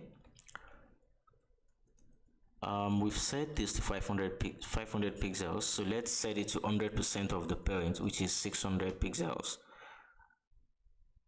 Okay, so this looks good. Okay, so let's scroll down to the newsletter. So for the newsletter, we've also set the flex. We've set the container to display of flex, so we also need to change the flex direction to column. So I'm going to target that. I'm going to say newsletter underscore contents.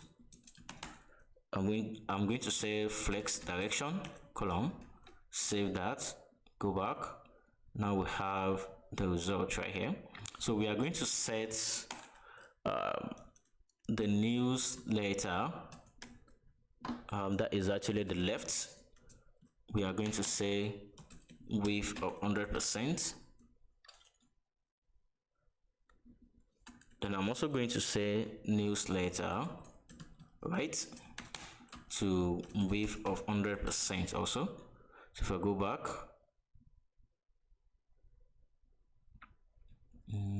is on my network. Okay, so we have that width of 100%.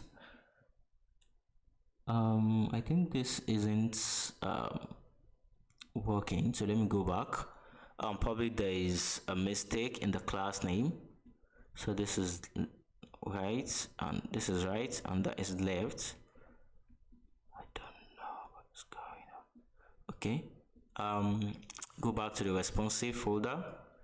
I think this is correct. Yeah, it's correct. So one thing I can actually do for this, I can just say comma and newsletter right. So it's actually the same thing as splitting it. So since I've separated this with comma, okay, so I think we need to actually target the form or something. Let's pass important. Okay, so that works. Then for the margin right, so let me just pass height. For the newsletter right, let me just pass margin top. Let me say 20 pixels. Okay, so that is spaced enough. So for the footer, we want to do something else. We want all the footer items to be stacked on top each other instead of beside each other like this. So what I'm going to do, I'm just going to say footer, then the UL. So we've set the display to flex. I'm just going to say display block, save that, come back. Oops, nothing happened. So let's check our footer. I'm going to search for footer from here. Okay, so we've actually set display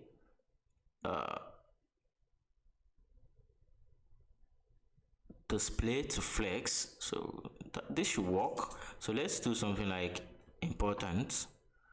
So let's see. Yeah, so this actually works fine and better. I think we're done with the home page. So now let's go to the, before we move down to other pages to fix the responsiveness. So we actually need to do something to our nav. So whenever I click this, I want something to happen. So we call this click events in JavaScript. We are going to be using JavaScript. So we are not going to go deeper into JavaScript because this isn't a JavaScript class. If you want me to make a comprehensive course on JavaScript, how it works, JavaScript frameworks, you can just put the comment down below. So let me know your intention in learning that. Then I'm going to either add it to my agenda. So right from here,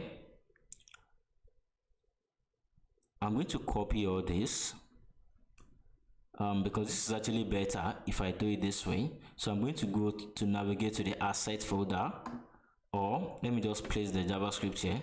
Let me create a new file, and we're going to call it main.js. Paste this, and I'll get rid of the script because we're actually inside the JavaScript folder, so we don't need the script again. So right after that, I'm going to say document dot get element. This is actually by ID. Element a single element because we call it ID. ID is a unique stuff, so this can only work for one element, so there's no plural of elements. So from here, I'm going to say toggle nav, that is this toggle nav. I want to select this toggle nav, then I want to say event listener. So this event listener will check if I perform any action on a particular element. So the event listener that I want to use is the click option. So if I click this, I just want to execute this function. So we call this function. So I want to execute this function. You have to be very, very careful of all these curly braces and brackets. So inside this function, I just want to get my nav. So let's go back to the nav.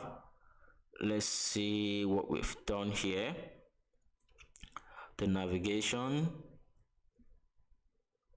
Okay, so when I click this, then I'm going to add an ID to this. I call this nav. So I want to target my nav. I want to say something like document dot get elements by ID, then nav dot class list. So I want to target the class lists, all the classes that we've added to our navbar class list. I'm going to say dot toggle. So this toggle means that I want to add, or if the class name has been added to the particular element, I want to remove it. So toggle, like when you toggle a switch, you on and off, on and off. So I want to on and off a particular class name that we've attached to this element. So the class name will be active. So if our navbar have the class name of active, then we are going to remove the active. Then if we don't have class name of active in our navbar, then we are going to add it to it. So if I go to the style sheet, I'm going to search for nav. Okay, so right here, I'm going to say nav.active, that is navigation. So we want to target navigation that has a class name of active. I'm just going to say display block. So this should be visible when we have this class name in our navbar. So right here, so if I click, okay, nothing happened. That is because just like CSS, we need to create a relationship between the HTML and the JavaScript also. So I'll come down here. I think, okay. So I'll come down here. So I can do this inside the edit tag also. I can also do it here. So I'll come down here. I'll just say main.js. So we are only putting main.js simply because the main.js is actually inside the same directory with our HTML files. So that's why I just put main.js. So switch that, nothing happened. I think the server is off. What happened? Stop server, start the server again.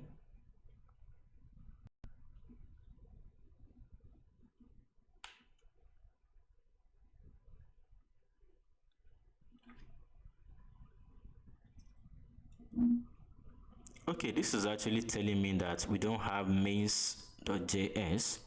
So that is the problem. So this should be main, not mains. Main.js. Save that. So no error. If I click this, this is not coming out.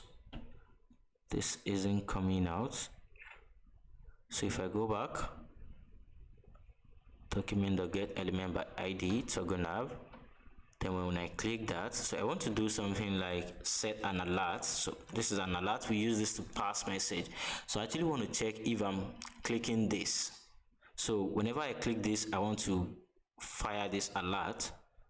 So if I come back, click, so we have an alert. So that means our navbar, what's going on with the navbar? Active toggle.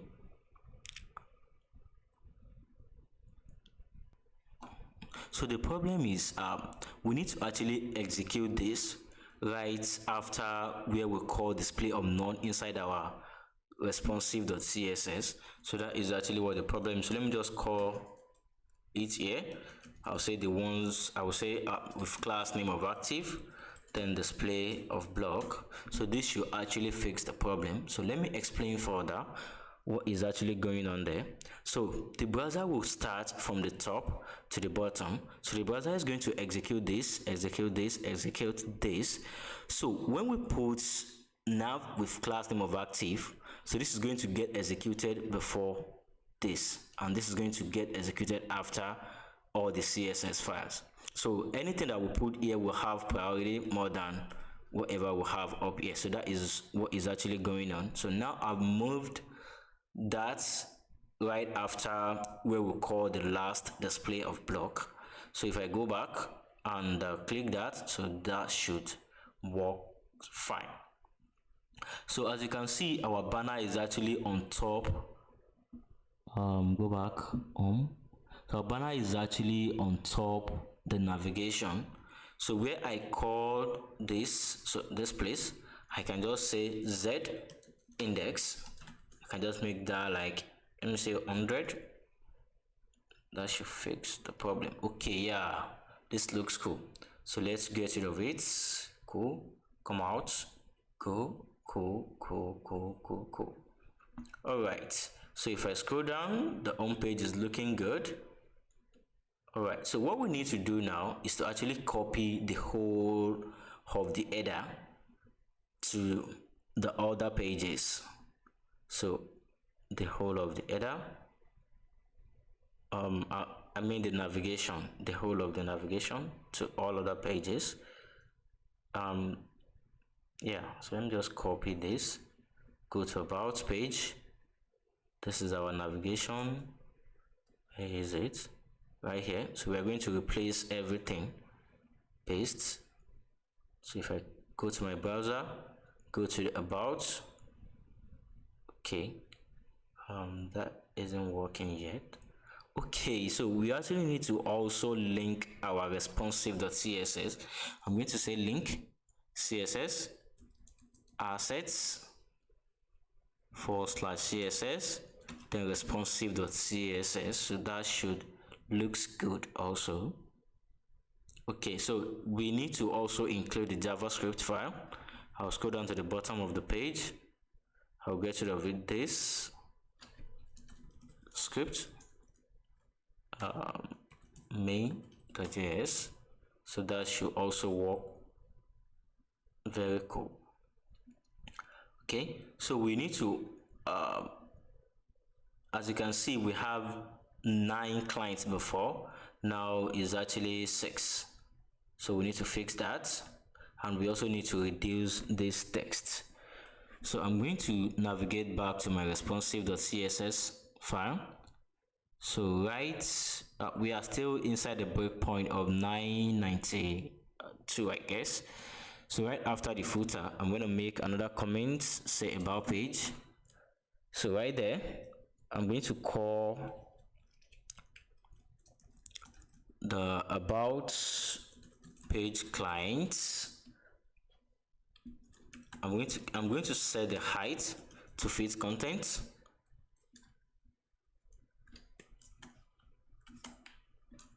So again, I'm going to say I'm going to call the about page client grid. This one, client grid. I'm going to call this client grid. I'm going to say grid templates columns. So we've actually set this to 3 columns. I'm going to take it back to 2. Then I'm going to say grid templates rows. I'm going to call this 100 pixels, 100 pixels. And I'm going to say grid gap. I'm going to call this 30 pixels and important. So if I go back, scroll down, so now we have all the clients.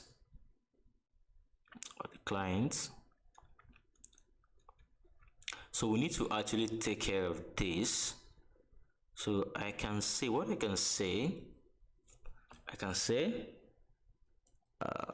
section the about page, then the p tag, then I can set the font size to 2.5 m. So I think we use 3 points right there. Oh, that doesn't have any effect. So let's go back to the about page, scroll up. So this is actually about underscore page, then p tag. So that should work. Let me take it back to 2. Nothing changes. Let's pass important. Okay, so this actually works. Okay, this is fine. So you can do your own 2.5 m. I'm going to leave mine at 2 m. So if I scroll down, okay. So if I come back here to which page should we go next? So this actually doesn't really matter. If I go to the project page, I think everything is good here. Yeah, except for this paragraph tag right here. So what I can do, I can go to the launches. Launches. Oh, I've used the mission page. I think we didn't change this, so I can just copy this mission page, then inside my responsive.css. So this is where we've actually target the p tag of the about page. I can say comma section dot the mission page, then the p tag. So this will also have the font size of 2 m. That should fix it. What happened?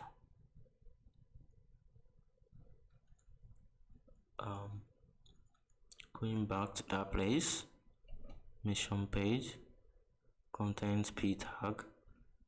Okay, yeah, what the problem is, we need to actually link the responsive. Why? So we have to do that for all the pages. Responsive, and I'll go down the page. I don't want to replace this. I'm just going to get rid of this, or better still, we can also move this down to our main.js, or remove this because we have this already inside the main.js. Then I'm going to say script with source main.js. So I can also do that. So if I go to the launches page, you can see that we have it right there. And again, we need to replace the navigation. If I go up, this is the navigation. If I go back to the home page, copy the navigation and paste.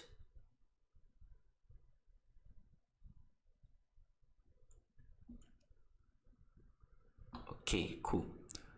So yeah, I think the navigation, we need to switch the active to the project in the navigation, so you can go ahead and do that.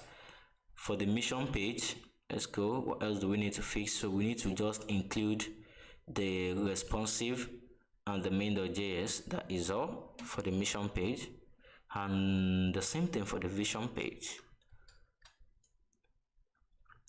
So link assets css responsive.css. Then I'm going to scroll down, get rid of this, say script with source main.js, and for the vision page, I'm just going to scroll down, get rid of this, say script with source main.js. Then we'll scroll up, we'll say link css assets css responsive.css.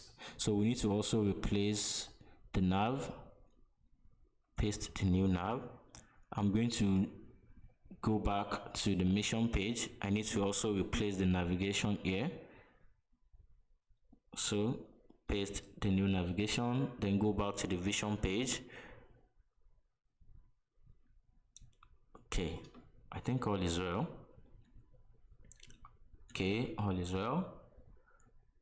That looks great. Okay guys, so right now you are now a web developer. So I'm currently issuing certificates for this course, so I'm going to put my Gmail and my WhatsApp number down in the description, so you can chat me up for your own certificate.